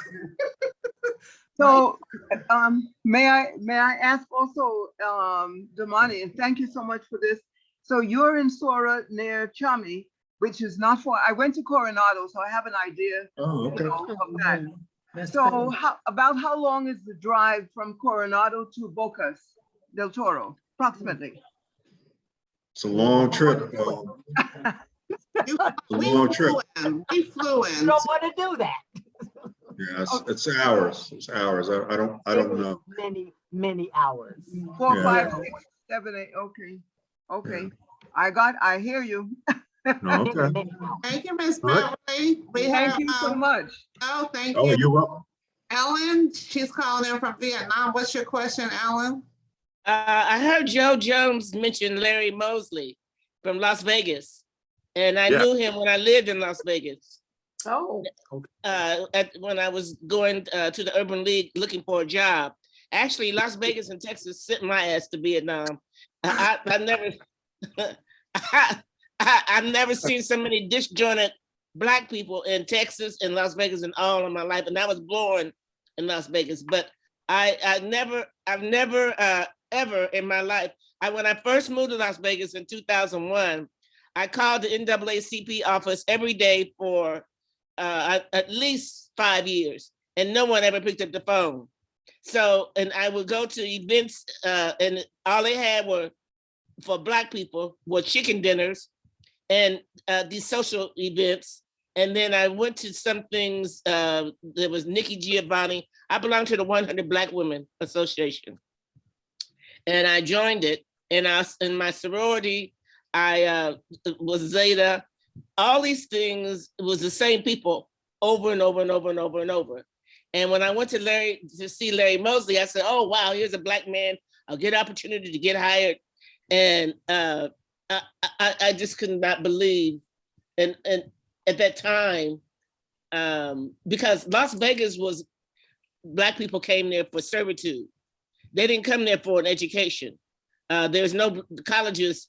When you leave, when you go to the left coast, there's no Black college alumni, heavy alumni like it is when you live in California or the East Coast. I don't know, maybe some other people found it different, but I am a Pan-Africanist to the bone. But I never saw that many disjointed Black people in all of my life in Las Vegas and Texas. In Texas, they have signs on the door of the university they attend. They have all these things where you can come and shake your rump. But as far as African American, and I'm not trying to generalize, but because I have a friend who agrees with me too, several other people. But anyway, make a long story short, did you say that Larry Mosley is living in Panama, Joe? Yes, I did. Larry. How long has he been there? He just moved to Panama City in October. Oh, okay. Okay. All right. Downtown. He just moved there from Las Vegas. Now, since you talked about your experience in Las Vegas, we're from Oakland, California. We moved there. Well, I lived in Oakland. So I lived in Oakland. So I lived in Oakland 15 years.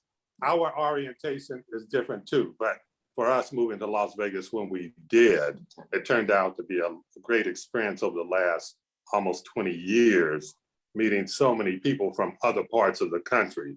I call it's like the Black retirement location compared to whites from the East Coast who moved to Florida. Yeah, A whole lot I agree. than it was. So okay. It's been good for us, and Because we're involved in a lot of things. I was too. Yeah. Well, a lot of the only reason I stayed in Las Vegas was because of Obama. If it had not been for Obama, I would have left Las Vegas a long time ago. But the point is, I never, like I say, I'm glad you guys had a good experience. I did not. I did not have a good. I was over the United Negro. That every organization I was in, I was kicked out of, even the church. That's the truth. Church did you go to? Good troublemaker. Yeah.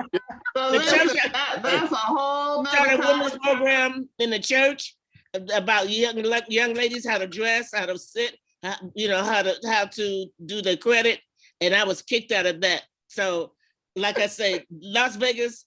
My daddy was kicked out of Las Vegas in 1952. So what does that tell you? So I think I just harbored that. So that's another conversation for another. Yeah, but anyway, I just want to say this. I'm glad to be in Vietnam. I do not miss the United States of America, and I will not be going back to the United States of America. And if they tell me I can't live here, I'm going somewhere else. That's the How bottom long line. have you been there? How long have you been 7 there? years. Ellen? 7 years this month. I came Okay. 7 years ago on Thanksgiving Day, and I have not celebrated Thanksgiving Day since I've been here. Don't even care about it. Okay? Don't care about none of those holidays. Ellen, I'm just gonna So add. do you live in the city or do you live in the city? Right now I live in Da Nang. I'm getting headed back to Saigon. Saigon is a city. It's like New York. Well, you know, Ellen, I'm going to tell my good friend the next time I speak with him that I met the esteemed Ella Ringer, and I'm sure he will remember you. Doctor, let me tell you one other thing. When I got my doctorate degree, I got more animosity from my own people than white people. And when I went to school, because I taught in school in Clark County, I wrote on the board, Dr.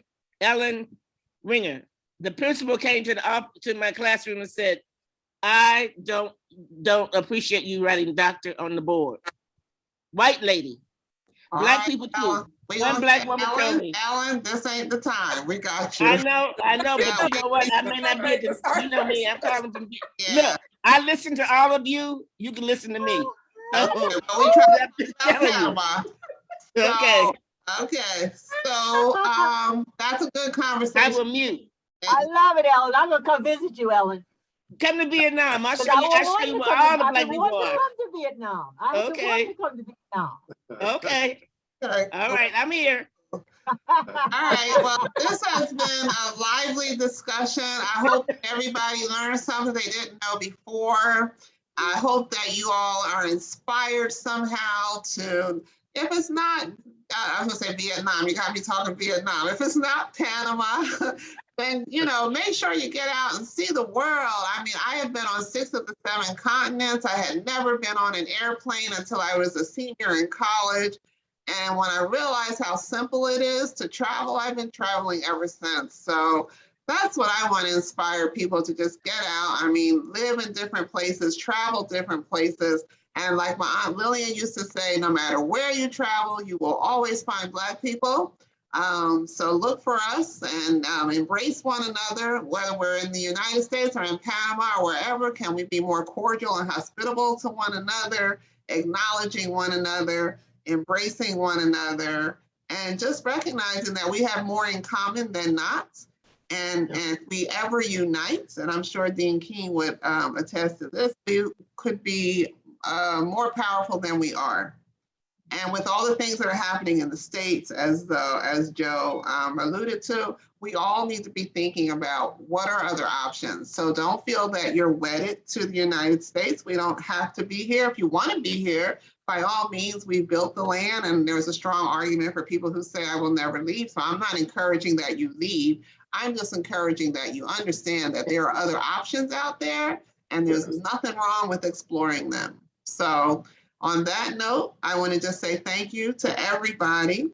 I hope that it was useful, and I'm going to stop the recording. We can hang out for another minute or two afterwards, but thank you to all my guests. Everybody was my guest. Maritza, you know, I'm so glad I saw you. All. This was very, very enjoyable. I truly enjoyed it. Thank you, Helen, for inviting us. I'll be going on YouTube. Thank you for inviting me, Faye and Damani. For those of you who like the music on YouTube, there's some Panamanian guys doing DJing every Sunday night starting at 6. Cyber Sadao. If you get a chance. Can I say one thing? There's a sister, they're a couple. They are Charlotte Van Horn and her husband Al have an organization called Black Expats in Panama. They have a YouTube channel, and they also have a relocation tour. A relocation tour, you know, it is very inclusive and, you know, goes into the interior so that you can see parts of it. And I've been to 3 or 4 or 5 of their events. They do great events. They're well organized. They have a Black Expats in Panama Facebook page. And they're on YouTube. They do interviews with people, and they're just doing some great things in terms of promoting Panama, and they're doing it in a really, really positive way. They're energetic. They're super positive, you know, and they're professional. They do things in a really nice way. And so I'm putting in a little plug for Black expats in Panama, because they do a relocation tour that is like a week or so, where you go into the interior and different parts of Panama, which I've not been on because I had been here for 9 years before I met them. But I know someone who has gone on it, and they said it was a wonderful, wonderful experience. So Black expats in Panama, Charlotte Van Horn and her husband Al, they do a wonderful job of promoting Panama and really just lifting everybody up, the community up, and they're just a great group, and they keep you in touch with the whole Black expat experience in Panama. That's great. So I'll plug for Black expats in Panama. Plug. We got it. Yep. They're great. Okay, so on that note, I'm going to say good night. We're going to stop the recording, and please, Dean King, put your book in the chat one more time so that people will know where to get it. Juania, when you write your book, we'll be looking for you to come back and tell us all about it. And thank you for. I'm sorry. What'd you say, honey? I didn't hear you. And thank you for creating the space and inviting me to be a part of it. Absolutely. For sure. Lovely. I look forward to the next location. I'd love to just be vibing with other people in other locations. I'd be in next month. Okay, well now I have your email address. You'll be getting my email, so don't worry. Okay. All right, great. Thank you so much. Thank you, Helen. Thank you, everybody. Thank you, everyone. Thank you. Bye-bye. Have a blessed evening. Bye-bye. Nice meeting. Vida, it's good to see everybody. Absolutely. Yeah, Ethan and Damani, we need to get together in person, Ethan and Damani. Plan a tour. We're like zooming, okay? Yeah, exactly. Hey. Good night. Take care of yourself. Good night, Damani. And everyone else. It was wonderful. Thank you, Helen. All right. Bye. We gotta go, y'all. Okay. Okay, bye-bye. Yes, thanks, Helen. This was awesome. I had to set my alarm and everything to make sure.